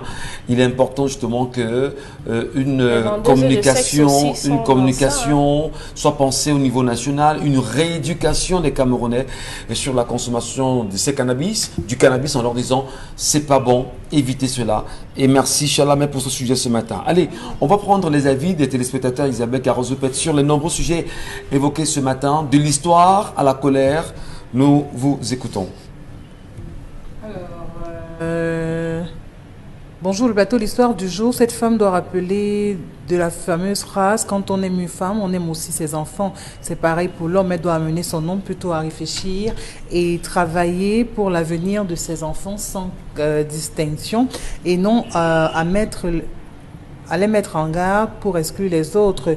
Pour la colère, pour lutter efficacement contre la consommation de ces stupéfiants, l'État doit mettre l'accent sur l'identification, l'étude, la sensibilisation des consommateurs au niveau des effets secondaires, création des centres de désintoxication dans chaque région s'il n'en existe pas déjà, et les parents doivent à leur tour veiller sur les mineurs qui s'y lancent et les contraindre à suivre un traitement. Élisée depuis Dogbon qui envoie le message. Bonjour le plateau, que cette femme engage une procédure de divorce afin de sécuriser ses biens et ceux de ses enfants. Gagnol Condé depuis Chang qui envoie le message. L'homme, c'est la stabilité, le reste, c'est le respect. Que son intérieur lui parle, c'est-à-dire à la femme. S'il lui a dit la vérité, forcément, c'est parce qu'il la connaît mieux. Et les enfants, et ses enfants ont leur mère. Chacun, mais elle est la mère de tous ses enfants, en fait. Tabasoyo depuis la nouvelle route cité qui envoie cette réaction. Bonjour le plateau d'Equinox, la femme doit supporter son mari, ce n'est pas de sa faute, sont les Occidentaux qui ont apporté la monogamie, chance qu'elle n'a pas trouvé la maladie. Oh, le rapport. Autre message. Bonjour le plateau, cette consommation abusive des drogues par les jeunes émane de l'irresponsabilité des ministères comme ceux-ci, enseignement secondaire, jeunesse, promotion de la femme et de la famille, l'éducation de base. Si à chaque fois ces jeunes élèves font face à ces choses, tous les ministères cités plus haut faisaient une descente sur le terrain, chacun à son tour, ça changerait beaucoup de choses. Car moi, j'ai grandi au village et chaque fois que je manquais à des obligations, on me reprochait au moins 10 fois et ça me faisait peur. Chaque oncle ou tante passait à son tour et je me sentais coupable chaque fois qu'on revenait sur le sujet. Cela m'a aidé à devenir un bon père dans mon foyer aujourd'hui. Joseph Deliguezoa qui envoie le message. Papa, vraiment, je te donne les pieds. Tu es un vrai bon tricheur, Massa. Ta nomination est en cours de téléchargement. Ouais, les hommes et la sorcellerie. Ma chérie, garde ton calme. Si ses parents vivent encore, explique-leur la situation et ne t'agite pas. Ils vont certainement parler avec lui et on verra la suite. Ce n'est pas facile, je sais, mais le Seigneur saura quoi faire pour toi. Beaucoup de courage. Gladys depuis Yaoundé. Bonjour à... Le Seigneur va aider les enfants. Le Le Seigneur va aider l'arrivée des enfants. Puni. Le Seigneur aime les enfants. Même si la mère veut pas dire aux enfants que votre père a des frères et des sœurs, les enfants vont dire à leur mère, ah bon, ils vont finir le Congo ça avec la mère, ils vont dire que papa, on voit nos frères. Ils sont hauts. Oui, il n'y a pas de problème avec les enfants, ce sont les adultes qui ont les Non, problèmes. je dis Oui. ils sont comment on veut voir nos frères, papa. Il y a des filles, il y a des garçons. Ils vont le voir et le problème sera terminé. Les femmes et les adultes compliquent, c'est là où il ne faut pas. Une famille nombreuse. Aujourd'hui, vous voyez des gens dans des villages qui tapent la poitrine. Aujourd'hui, nous avons la plus grande concession du village. C'est vous qui avez travaillé ça. C'est les rangs de vos grands-pères, de vos grands-parents qui ont travaillé. Oui, il faut le dire. On est cinq. Oui, monsieur Michel Mathieu. On est Vous cinq. avez des familles dans des villages qui ont 3, 4, 5 collines, tout un quartier. C'est les rangs d'un seul homme, monsieur Michel Mathieu. Il faut bénir les rangs de cet homme parce qu'il a réussi à avoir 200, 300 enfants. Mais aujourd'hui, vous voyez des gens qui se lèvent, ils disent je vais fonder ma famille, il arrive dans un village, il achète toute une colline. Il n'a que 2 enfants. Et vous avez des chefs qui donnent les terres à ce genre de personnes, vous devez les mériter. D'accord. Des messages Isabelle Carole. Il y en a. Bonjour à vous sur le plateau. Le Cameroun est trempé dans le faux. Vous croyez que ces membres du gouvernement ne sont pas au courant de ces cultures? Oh oui, ils savent et ils financent. Nous ne faisons pas semblant. Pour lutter contre l'utilisation abusive des drogues, le gouvernement camerounais devrait se mettre au travail selon les normes. À Bagram, il y a quelqu'un là-bas, il a conçu une barrière sur 1 km², 1 km de tout, chaque côté. À l'intérieur, on le soupçonne. Mais parce qu'il est fort, parce qu'il est introduit, personne ne peut venir demander à perquisitionner à l'intérieur. Qu'est-ce qu'on cultive? Vous vous rappelez, à une certaine époque, il y avait cette affaire des vols de voitures. Heureusement, on avait assisté à l'époque de Fauchivé, où les gens volaient des voitures au milieu des grandes plantations en allant vers soi. Les gens avaient des cabines de peinture à l'intérieur où on faisait entrer la voiture le matin, le soir. Le matin, ça ressortait une autre couleur, on avait tout modifié. Donc, cette affaire en train de revenir, il faudrait que les forces de maintien de l'ordre, décidément, aient le mandat nécessaire pour pénétrer dans les différentes propriétés qu'on dit inviolables. Ils vont découvrir des choses. D'accord. Allez, autre message, et puis on passe à la pub. Le Cameroun peut lutter contre la consommation des stupéfiants si et seulement si la jeunesse est occupée par un emploi. Imaginez un jeune soucieux de son avenir ne peut que trouver consolation que dans la drogue et la consommation d'alcool. Alors, à qui la faute? C'est un problème qui implique et l'État en même temps, les employeurs, sans oublier la jeunesse elle-même. Patrice, depuis l'extrême nord Cameroun, mais je ne suis pas d'accord, parce qu'on est au chômage, qu'on va être justement à se livrer à cela. Non, Donc, ça ne tient pas. Il dit que justement le chômage ça favorise. Favorise, voilà. Allez, on va Vous savez ce que peut-être... les jeunes disent aujourd'hui? Non. J'ai des élèves qui m'ont dit que c'est les meilleurs stages de vacances qu'ils n'ont jamais eu. J'ai discuté avec En ces faisant jeunes quoi? des quartiers défavorisés La pour fumée. revenir la distribution. Les gars disent qu'il y a des gars qui ont 20 000 jours, d'autres qui ont 30 000 jours. Vous n'avez pas remarqué qu'il y a plein de jeunes maintenant qui ne veulent plus les histoires qu'on partait dans les mairies, curés. Vous ne les voyez plus. Les histoires, ils sont plus Ils dans sont les des snack bars. passeurs. Je n'ai pas envie de dire employés, c'est bon. Ils sont dans les snack bars, vous les voyez passeurs. passer des commandes. J'ai approché un, j'ai dit, attends, je ne comprends pas que je connaissais, mais que grand fait le milieu des stages de vacances. Maintenant, je dis, c'est quoi? Il dit, grand, laisse, je vais t'expliquer. Il m'a tiré, il m'a expliqué. Côté, oui. J'ai dit, c'est grave, c'est lourd, monsieur Michel Gatchou. Allez, on va sortir, Isabelle, Carole, rapidement. Allez, merci à vous, madame, messieurs, restez sur notre antenne. Marquons un petit moment en allant saluer nos amis d'Immigration Efficace Canada. Ils sont avec nous ce matin.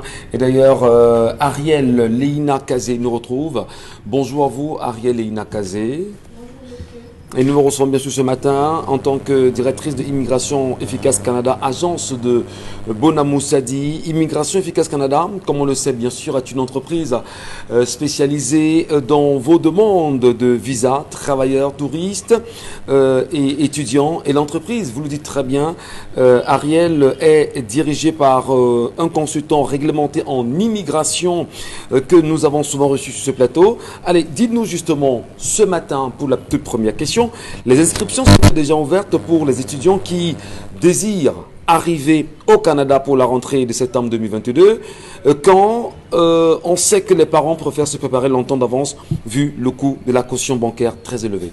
Alors oui, monsieur, les inscriptions pour la rentrée de septembre 2022, la rentrée d'hiver, sont déjà ouvertes au Canada. Et cela ne doit pas, la caution bancaire ne doit pas influencer le choix de votre rentrée. La caution bancaire n'est pas une obligation pour les parents ou pour un étudiant qui souhaite continuer ses études au Canada. Que vous vouliez faire une formation professionnelle ou suivre des études universitaires, la caution bancaire n'a pas à influencer votre choix de la rentrée.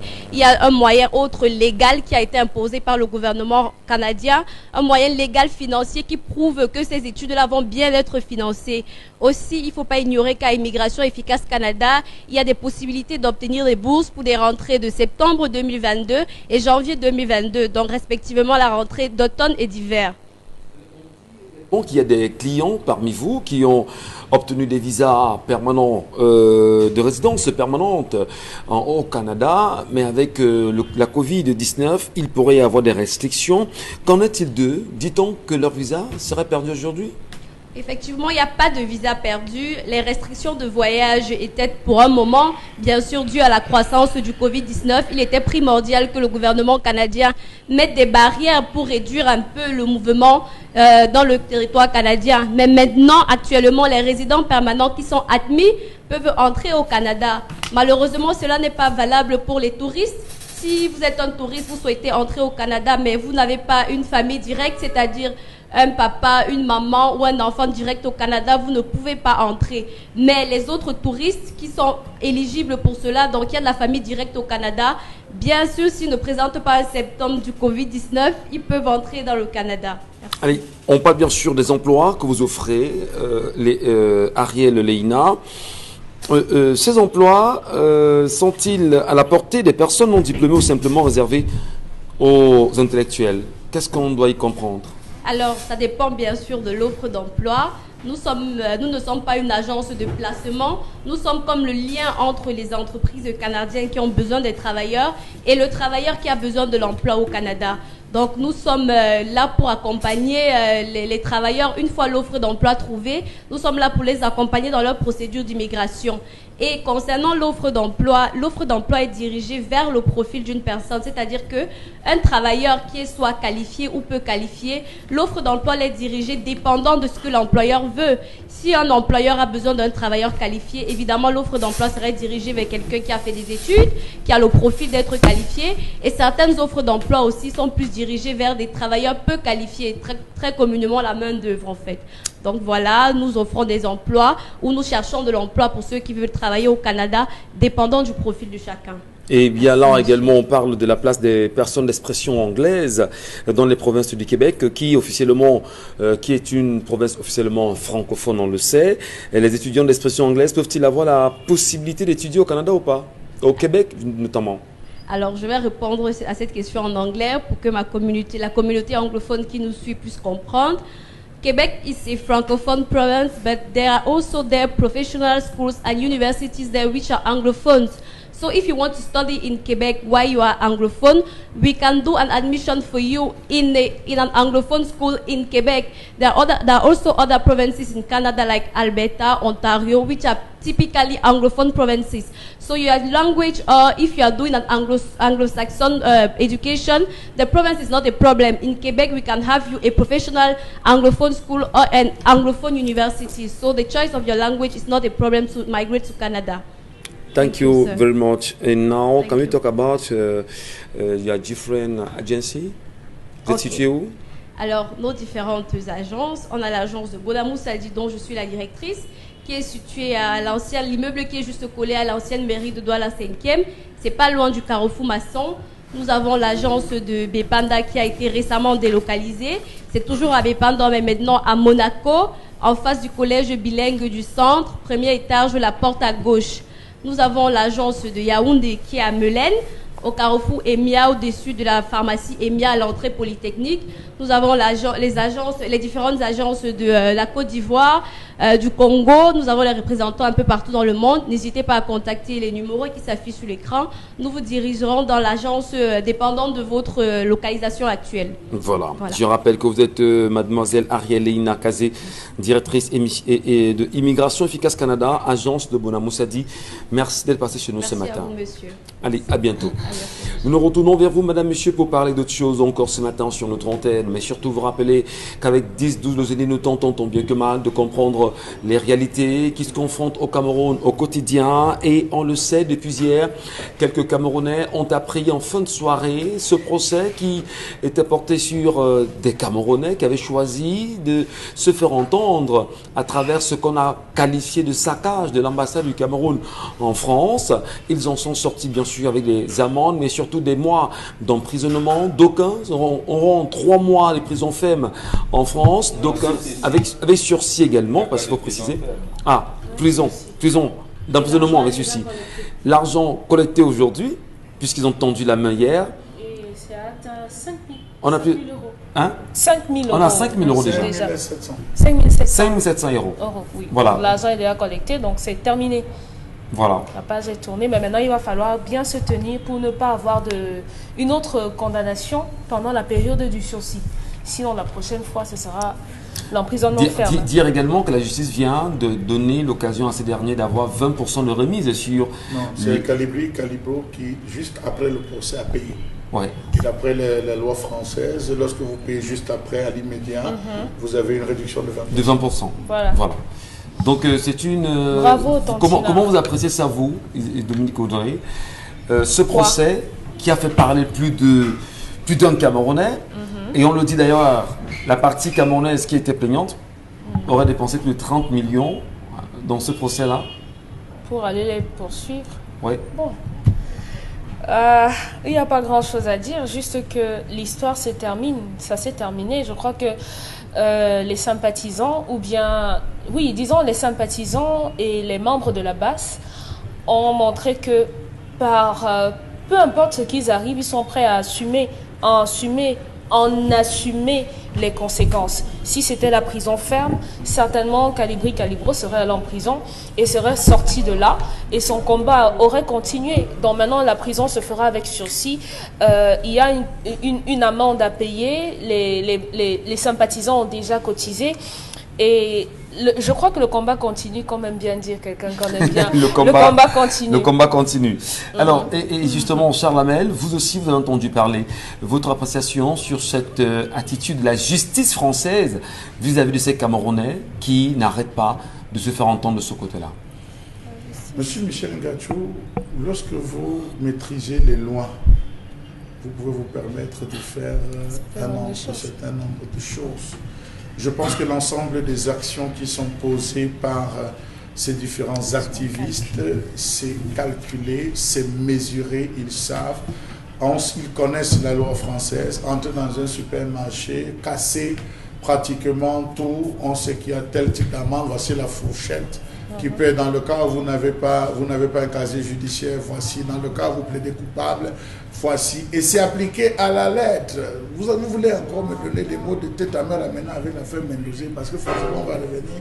Comment quelqu'un qui est passé et dont on a déjà tranché, on demandait la grâce qu'on disait avoir été remise et tout. Monsieur Michel Ngatou, ne comparez pas l'Europe avec le Cameroun, République bananière. Exemplaire, non, j'aime l'expression de Exemplaire en constitution. Exemplaire en constitution. Alors, si on avait un procès pareil au Cameroun, bon, Bengan, ce serait mal barré pour ces Camerounais. Mais parce vous que... n'avez pas vu un procès avec les jeunes garçons Ceux qui et ont l'affaire de la marché, banane. ceux qui ont marché, qu'est-ce que dit la loi? Et ça combien? 2 ans. Ouais. Ils sont gardés depuis 2 ans. Ben, on a eu un procès Plus de 2 ans. Et Et continue. Voilà. Seulement pour la marche. Seulement pour une marche dans des ceux conditions qui n'avaient pas marché. extrêmement déplorables. Et comment comprendre que certains ont réussi quand même à sortir et d'autres pas. Ça dit que... Pendant qu'on y est, il y en a qui étaient D'autres ceux-là qui n'avaient allaient même pas chercher des marché. gens dans leur maison pour dire que toi tu as marché. Vraiment, on a été dénoncé au niveau de la police. Qu'est-ce qu'on a fait au cerveau? Qu'est-ce qu'on a fait au Cameroun pour monter sans bonbon? Non, nous devons nous battre justement pour avoir un État démocratique. C'est ça. Et ce qui peut nous amener à ça, c'est 2 pans de la société. D'abord, les magistrats, donc le corps judiciaire, et la société civile. Mais qui semble ne pas écouter les Camerounais, parce qu'on a l'impression que la justice est loin du petit Camerounais. Mais quand le magistrat rend sa décision avec la photo du chef de l'État sur sa tête, il va faire quoi? Il ne veut pas prendre, la justice ne veut pas prendre le pouvoir. Il ne veut pas. Donc, et la société civile est bâillonnée. Donc, malheureusement, on n'est pas là. Parce que j'allais pas dire que la France est un État de droit. Mais ce n'est pas tout. Je n'aurais pas tout dit. Parce que l'Afrique du Sud, en état d'apartheid, était un État de droit. Parce que l'apartheid était une loi.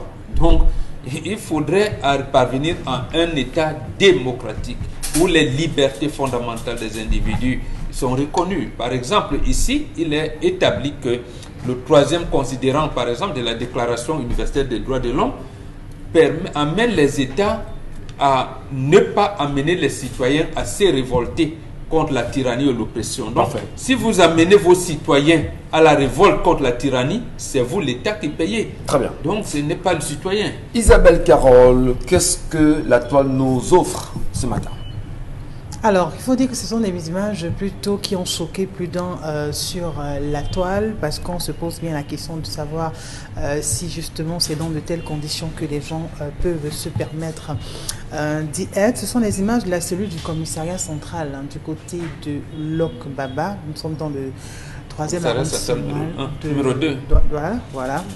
Et là-bas, on va dire, ce sont des conditions plutôt exécrables dans lesquelles c'est, on va dire, hors la loi, sont plutôt en train d'utiliser ces espaces et avec, bien sûr, le concours de ceux qui sont derrière, on peut vivre ces images. Vous pourrez vous-même apprécier justement cet espace dans lequel ces personnes justement se retrouvent. Et il faut même préciser qu'il faut débourser une somme de 10 000 ou de 5 000 francs pour qu'on vous laisse à respirer hors de la cellule. Ça veut dire que si à un moment donné vous avez l'impression comme quoi d'étouffer, il faut bien les bien en monnayer pour respirer un peu d'air avant de pouvoir rentrer dans vos cellules. Les images qui ont fait le tour et prudents se sont indignés de cet espace. Certes, vous êtes sanctionné, vous êtes puni, mais ce n'est pas dans de telles conditions que vous devez plutôt être. Oui, sur ces images, je crois que ce sont des urines qu'on voit dans les bouteilles, oui. puisqu'il n'y a pas de toilettes.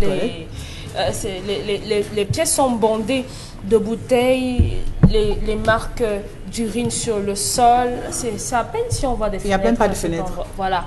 Du tout. Wow. Mais le Cameroun est un État de droit, non? Oui, mais l'Afrique du Sud, soit apartheid, était un État de droit aussi. Alors, lorsqu'on est dans un État de droit, on a des prisonniers ou des détenus dans des cellules aussi infectes d'un commissariat du 2e arrondissement de la ville de Douala. Les images circulent sur la toile de commissariat central numéro 2. Ah, comme ça, central numéro 2, voilà. Tout à fait. On a une cellule comme celle-là dans une ville comme Douala. Est-ce que moi, le délégué général à la Sûreté nationale est au courant de l'état de ces cellules aujourd'hui? Il n'y a pas que lui. Le délégué général à la Sûreté nationale est au courant. Le ministre d'État en charge de la justice, garde des Sceaux, est au courant. Son délégué aussi? Oui. Le ministre délégué à la justice, garde des Sceaux, est au courant. Il est également avocat. Le ministre en charge de la justice est magistrat.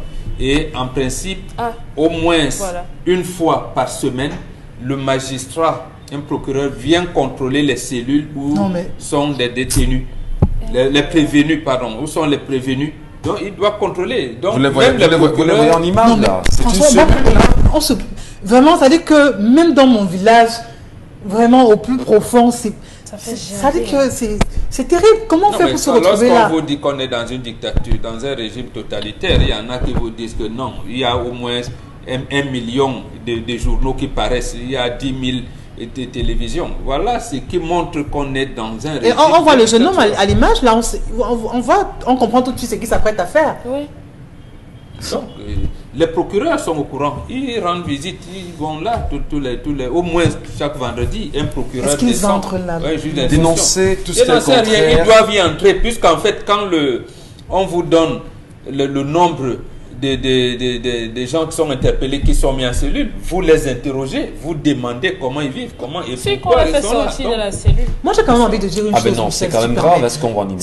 Ça dit que c'est extrêmement grave. C'est dans un commissariat public, un commissariat, comment je vais dire, un bâtiment public. Le problème, c'est le cœur. Est-ce que ces gens ont le cœur? Quand vous mettez en Vannes, il y a une brigade où on faisait nettoyer les personnes qui étaient incarcérées, nettoyer tout de même. On peut les utiliser comme ça en attendant que où on les envoie. Et ce qu'il faut dire quand même, si tu permets, Michel, c'est que un tel environnement insalubre, c'est pas seulement à l'endroit de ces prisonniers. Hein. Vous aussi qui côtoyez cet espace. Il n'y a pas de service d'hygiène là-bas dans des commissariats. Vous n'êtes pas à l'abri, vous aussi. Parce qu'on a l'impression que non, on fait du tort à ces présumés, vont dire quoi que ce soit. Mais vous êtes exposés. Vous qui gardez ces prisonniers, vous êtes exposés. Tous ceux qui côtoient ce bâtiment sont exposés. Comment on peut vivre dans un tel environnement? Est-ce qu'il n'y a pas de service d'hygiène dans le commissariat? Non, on préfère qu'il n'y ait pas. Parce que quand un prisonnier veut sortir de là pour rester, il faut payer 5 000, voire 10 000 francs. Donc ça veut dire que si l'endroit en lui-même est nettoyé et tout, vous comprenez qu'ils n'auront plus justement cet argent. Donc c'est fait à dessein. C'est fait à dessein, il faut que ce soit dans cet état pour qu'eux puissent avoir de l'argent. C'est fou quand même. Michel Ngachou, donc qui avons fait les cellules dans les années 90-92. C'est rose ça. Cette cellule-ci est rose. J'ai dit cette cellule-ci est rose. Vous avez parfois certains matons qui arrivaient dans les cellules et qui bousculaient le pot. Permettez-moi ce fut. Ils bousculaient le pot là où les gens étaient appelés à faire leur défection. Ils bousculent ça sur toute la surface. On referme la porte et on vous demande de dormir. Aïe. Et ça existe encore, M. Michel Ngachou. Le Mexicano. À un moment donné, vous vous demandez, est-ce que tous ceux qui font du bain au Camerounais en sortiront sans payer le prix? Tout ce que nous faisons, les morts nous observent, nous jugent. Vous voyez souvent, j'en me rappelle un policier, d'un policier, deux gendarmes à l'Est. Un jour, tu étais très fougueux là. Ils ont attrapé un vieux comme ça, l'ont mis en cellule. Il a dit que je ne peux pas rester là, c'est un fest. Non seulement ils le continuaient d'y rester, mais ils ont décidé de le bastonner. Chaque fois qu'on lui donnait le coup, c'est le policier qui recevait. Donc voilà, quand il tape sur le policier qui sentait mal. Donc, vous voyez, donc il y a c'est terrible. Là, ici, ce sont les magistrats qui doivent nous amener un peu. Et ils n'appellent même pas ça cellule, ils disent les maisons de sécurité. Donc, ils nous amènent à des maisons de sécurité acceptables. Mais où sont passés justement ces commissaires? Franchement, c'est... Allez, vous savez... Ils sont des officiers de police judiciaire. On risquerait d'énerver encore les Camerounais ce matin.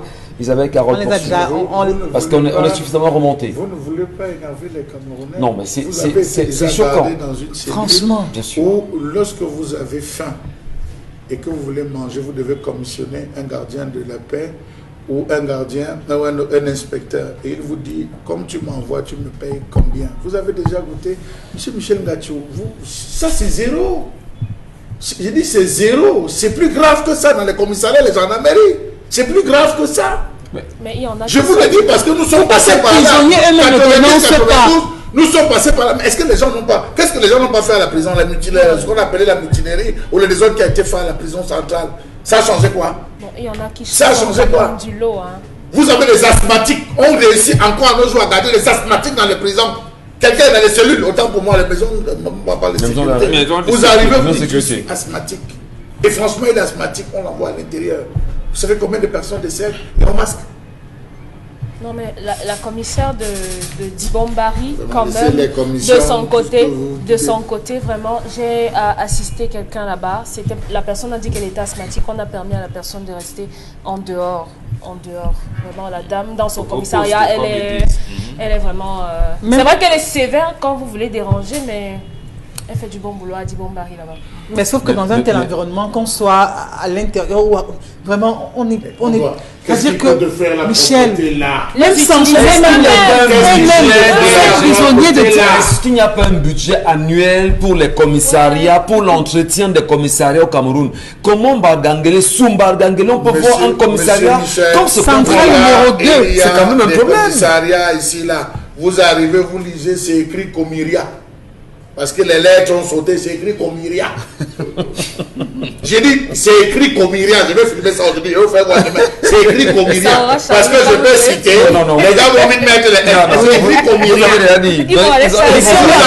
Vous avez, monsieur Michel Gatchou, des commissariats ici. Lorsqu'on lève le drapeau, c'est de tirer. Ouais. Et on lève au réussi à lever. Le drapeau est devenu un peu bleu. Le jaune là est blanchâtre. Allez, autre sujet, Isabelle Carrosse. Comiria de sécurité. Non mais c'est quand même fort hein. Mais écoutez, on peut en parler. On dira qu'on exagère parfois, mais c'est vraiment le délégué général de la Sûreté nationale. Est-ce qu'il n'y a pas un budget? Est-ce qu'il n'y a pas un budget annuel pour, on en parlait ici récemment. Non, il y a un budget pour gérer les commissariats, pour refaire la peinture dans les commissariats, pour refaire tout ça. Vous exagérez où, monsieur Ngachou Numba? On dit une photo vaut 1000 mots. Donc, que vous avez simplement monté la photo. Vous arrivez dans les commissariats, vous demandez la main courante qui est posée. Quand vous ouvrez la main courante, vous voyez l'huile de coquille, quelqu'un c'est tombé là, ou les haricots. Parfois, vous demandez à vos assorts, vous demandez s'il y a les chaises. Seulement, je dis, allez dans les commissariats. Et puis, vous voyez une vieille chaise, à des moments, on a superposé. Je plains ces responsables d'unité, ces commissaires qui ont ces responsables, je les plains les sorts. Parce que c'est aussi des gens qui demandent, on ne les donne pas. Vous entrez dans le bureau du commissaire, plein, mais il n'a pas de clé. Le commissaire vous reçoit et dit oui, vous voulez. Il est avec le 25. Non, mais c'est quand même à tort parce que. Mais vous dites que c'est à tort, mais eux aussi. Eux-mêmes peuvent prendre des dispositions. Je crois que eux-mêmes par exemple, parce qu'ils demandent souvent les papiers hygiéniques quand vous êtes détenu. Vraiment, eux-mêmes. Un seau et tout. On ouvre le robinet. Les gens, les détenus. Voilà, les prévenus qui sont là, ils peuvent faire la propriété. Regardez souvent ce qu'on observe lorsque les gens viennent pour faire une carte d'identité. Vous voyez des personnes âgées, des personnes qui vraiment ont une santé fragile, qui sont là sous le soleil, sous la pluie, qui n'ont même pas de place où s'asseoir. On vous dit non, il n'y a pas de public. Non, Ils demandent, on ne les donne pas. On a le droit de tirer par rapport à l'état des cellules, mais il y a aussi des demandes. Vous arrivez dans certains commissariats, il n'y a pas de lieu de saisie. Mais comment on explique le fait qu'on vous demande d'aller saisir dans une bureautique d'à côté, vous payez pour revenir avec, parce qu'ils n'ont pas de matériel, on peut les comprendre, mais la saleté dans les cellules, vraiment, tout commissaire, tout responsable d'unité a l'obligation de faire la propreté. Et là, que ce soit Maïs et moi, il le faire. Ils ont légalement que le budget. Ils n'avaient pas. Voilà. Quand ils ont fini de cacheter ici, ils m'ont dit moi-même d'aller chercher un papier, comme ça, un format, j'ai collé moi-même pour venir, c'est-à-dire que même le format, même la colle, pour coller voilà, depuis. Donnez-moi mon bord. Donc c'est vous, citoyens, qui devez aller chercher le format, mettre dessus et coller. Non mais sois sérieux quand même, sans carte d'identité depuis 2 ans. Depuis 2 ans. Nous sommes allés ensemble avec Mbombo. D'accord. Tu es allé avec Mbombo pour faire la carte. Mais finalement, le hashtag je veux ma CNIA servir à quoi au Cameroun là? Non, on a fait savoir qu'il y avait un numéro même. Je crois qu'on a fait savoir qu'il y avait un numéro où on peut appeler 200 sans carte d'identité. Les bonnes pour jusqu'en quel... Attendez, on va lire. Jusqu'au 30 septembre 2021. Après septembre 21. Commissaire de police Martial. L'officier. Oui, Martial, c'est quoi? C'est quel commissariat pour nous dire aussi? Ce n'est pas le problème de celui qui a proposé. Ce n'est pas son problème. C'est le problème, ça ne sort pas de la délégation. Pourquoi? En septembre, on va projeter jusqu'à janvier. 2 ans. C'est un état de fabrication. Bon. Non, mais un état non. Donc, en réalité, s'il n'arrive pas à avoir le papier, donc sûrement que même l'élève ne demandait pas au chef d'unité de demander par exemple qu'on refasse les toilettes. Peut-être les toilettes sont bouchées, mais au moins la simple propreté. Il y a l'eau, les robinets sont là, il y a des robinets, il y a des seaux. Même les seaux maçons, on peut trouver, les détergents, on peut. Il y a tellement de personnes qui sont bloquées. Parce qu'il faut dire, avec un récipicé, il y a des transactions bancaires que vous ne pouvez pas faire. Non, moi j'ai plus vous ne pouvez pas faire. D'abord, le nom est effacé. Il y a des choses tellement limitées. Vous êtes limité quand vous avez un récipicé. Mais est-ce que c'est pas extrêmement limité? Comment est-ce qu'on peut être au Cameroun en 2021? On n'a pas de carte nationale d'identité. C'est justement parce que vous êtes au Cameroun. Bon, on est au Cameroun. Donc les Camerounais eux-mêmes, à un moment donné, se disent, bon d'accord, faisons comme on peut. On a lancé un hashtag ici, je veux ma CNI. On a fait 2-3 jours, ça fait un petit bruit là. Maintenant, dès que la DGS s'est prononcée, allez, les Camerounais stoppés. Et pourtant, les Camerounais n'ont pas de CNI. Et on les arrête tous les jours. Et on vous arrête tout le temps. Mais c'est un problème. Mais qu'est-ce qu'on fait pour en sortir quand même? Moi, c'est l'une de mes femmes qui m'a dit de faire. Je voulais même ne plus proroger. Et pour qu'on m'arrête. Oui, c'est peut-être oui, mais c'est ça la situation. Comment on comprend l'empressement qu'il y a dans à arrêter des personnes, mais on ne comprend pas justement cette lourdeur qu'il y a à pouvoir établir une carte d'identité aux citoyens. Je posé une question ici en semaine, la semaine dernière.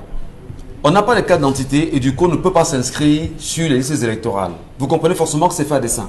Oui, mais absolument. Voilà. Deuxième chose, en 2024, on vous dira que la carte d'identité c'est gratuit. Oui. Allez vous inscrire gratuitement sur mais c'est incroyable. Vous allez recevoir. Vous êtes inscrit à quel moment sur les cartes d'identité, sur les listes électorales? Autre chose, on a vu le passeport qui a fait un débat ici, où on permet aux Camerounais de s'inscrire désormais en ligne. Qu'est-ce qui empêcherait que l'on puisse également souscrire en ligne pour obtenir sa carte d'identité en 24 ou en 48 heures? Si le passeport le fait. Pardon? Si on le fait en ligne, il y aura pas, l'argent ne va pas circuler. 2800.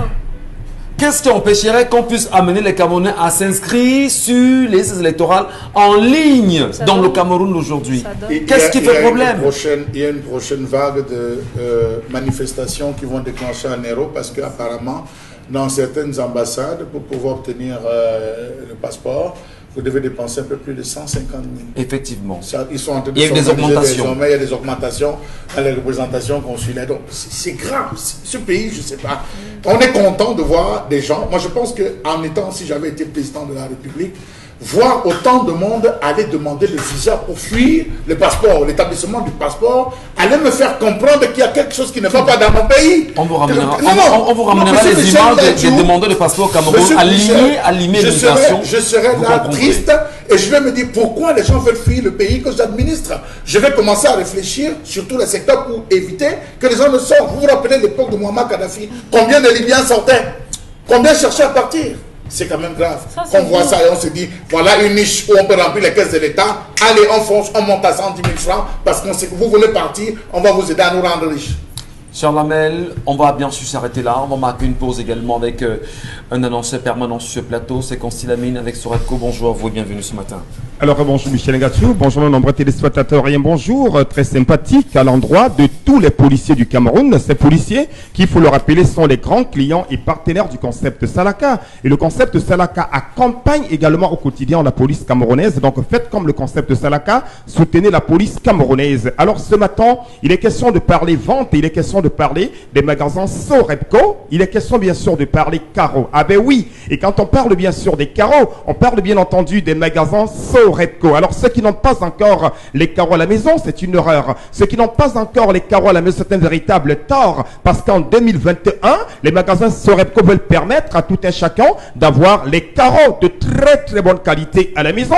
Les carreaux durables, les carreaux d'origine, les carreaux bien entendu. Oh là là là là là là là, chers téléspectateurs. Regardez comment ça se présente à l'instant. Regardez bien sûr ces carreaux, chers téléspectateurs. C'est la qualité totale. C'est des carreaux qui se nettoient facilement. C'est des carreaux durables. Regardez bien sûr le derrière de ces carreaux-là, chers téléspectateurs. Regardez comment c'est doux. Regardez comment c'est épais, les carreaux des magasins Sorepco. Et en ce moment, il faut le rappeler, il y a une grande promotion dans toutes les agences Sorepco. Oui, Parce que le concept Salaka et les magasins Sorebco ont décidé de permettre à tout un chacun d'avoir une maison carrelée, d'avoir une barrière carrelée, d'avoir une terrasse carrelée, parce que les carreaux permettent d'entretenir facilement la maison, raison pour laquelle je vous invite encore dans les magasins Sorebco. Donc, motote, nye sengalemba katan, basango na banyango, pesa nangonde di, wapula te karo ya boam, alande o Sorebco, wapula te karo ye solide, alande au Sorebco, wapula te karo ye moins cher, alande au magasin Sorebco. Nous allons tout de suite commencer la vente de ce matin par la première quantité. Regardez ce qui est à côté de ces carreaux, c'est une cuisinière 4 foyers. Elle n'est pas à vendre, on vous la remet gratuitement dans tous les magasins Sorebco dès que vous achetez 600 mètres carrés de carreaux grand format. Je n'ai pas dit les carreaux petit format. Et quand on parle des carreaux grand format, c'est des carreaux 50 par 50, 40 par 40, 80 par 80, 1 mètre sur 1. Parce que Sorebco, c'est toutes les dimensions des carreaux grand format à des prix les plus bas. Et nos carreaux sont avec garantie. Vous achetez 600 mètres carrés de carreaux dans les magasins Sorebco, on vous remet gratuitement une cuisinière 4 foyers de marque Nexus. Alors, plus vous achetez, plus vous recevez les cuisinières. À côté, bien sûr, de la quantité de 600 mètres carrés, ceux qui ont besoin de 300 mètres carrés par rapport à leur espace, vous achetez 300 mètres carrés de carreaux dans les magasins Sorebco, qui sont déjà les carreaux de bonne qualité, les carreaux moins chers, les carreaux grand format. On vous donne gratuitement 25 sacs de ciment colle dans les magasins Sorebco. Ah ben oui, je dis bien 25 sacs de ciment colle. Nous quittons 300 mètres carrés pour prendre à présent 150 mètres carrés. Vous achetez 150 mètres carrés de carreaux grand format dans les magasins Sorebco. Qu'est-ce qu'on vous donne? Regardez la centrifugeuse. Elle est neuve, elle est d'origine, elle est nyanga, elle est de bonne qualité. On vous la donne gratuitement. Ah ben oui, avec Sorebco, chacun devra avoir les carreaux. Et ceux qui ont besoin rien que de 25 mètres carrés, parce que Sorebco a pensé à tout le monde, Sorebco a pensé à ceux qui ont besoin en quantité et ceux qui ont besoin une petite quantité. Vous achetez 25 mètres carrés de carreaux dans les magasins Sorebco, vous recevez un sac de ciment colle qu'on vous donne gratuitement. Alors, chers téléspectateurs, plus besoin d'acheter n'importe où les carreaux. Rendez-vous dans les magasins Sorebco et achetez les carreaux à des prix les plus bas. Que vous soyez policier, que vous soyez militaire, que vous soyez gendarme, les magasins Sorebco, c'est pour vous. Parce que là-bas, c'est la qualité et rien que la qualité à petit prix. Passez vos commandes, attendez pas la fin de la promotion. Merci à vous, madame, monsieur, pour le regard et la fidélité que vous portez chaque matin à notre antenne, au Zénith. En même temps, n'oubliez pas, quoi que vous n'ayez pas de carte d'identité, on va dire informatisée, si vous avez un récépissé, faites vite d'aller vous inscrire sur les listes électorales parce que 2025 se prépare maintenant. Si vous pouvez comprendre, faites-le. Et surtout, lorsque viendra le moment d'un vote, dites-vous, je vais sacrifier 48 heures de ma vie, je prendrai mon vote, je le jetterai, mon bulletin, je vais jeter dans l'une, je resterai là pour veiller, je ne rentrerai plus chez moi. Préparons-nous. Jusqu'au 31 août, justement, cette année. Merci beaucoup, Bonbon, merci à vous, merci à tous. À demain 10h, avec le même plaisir.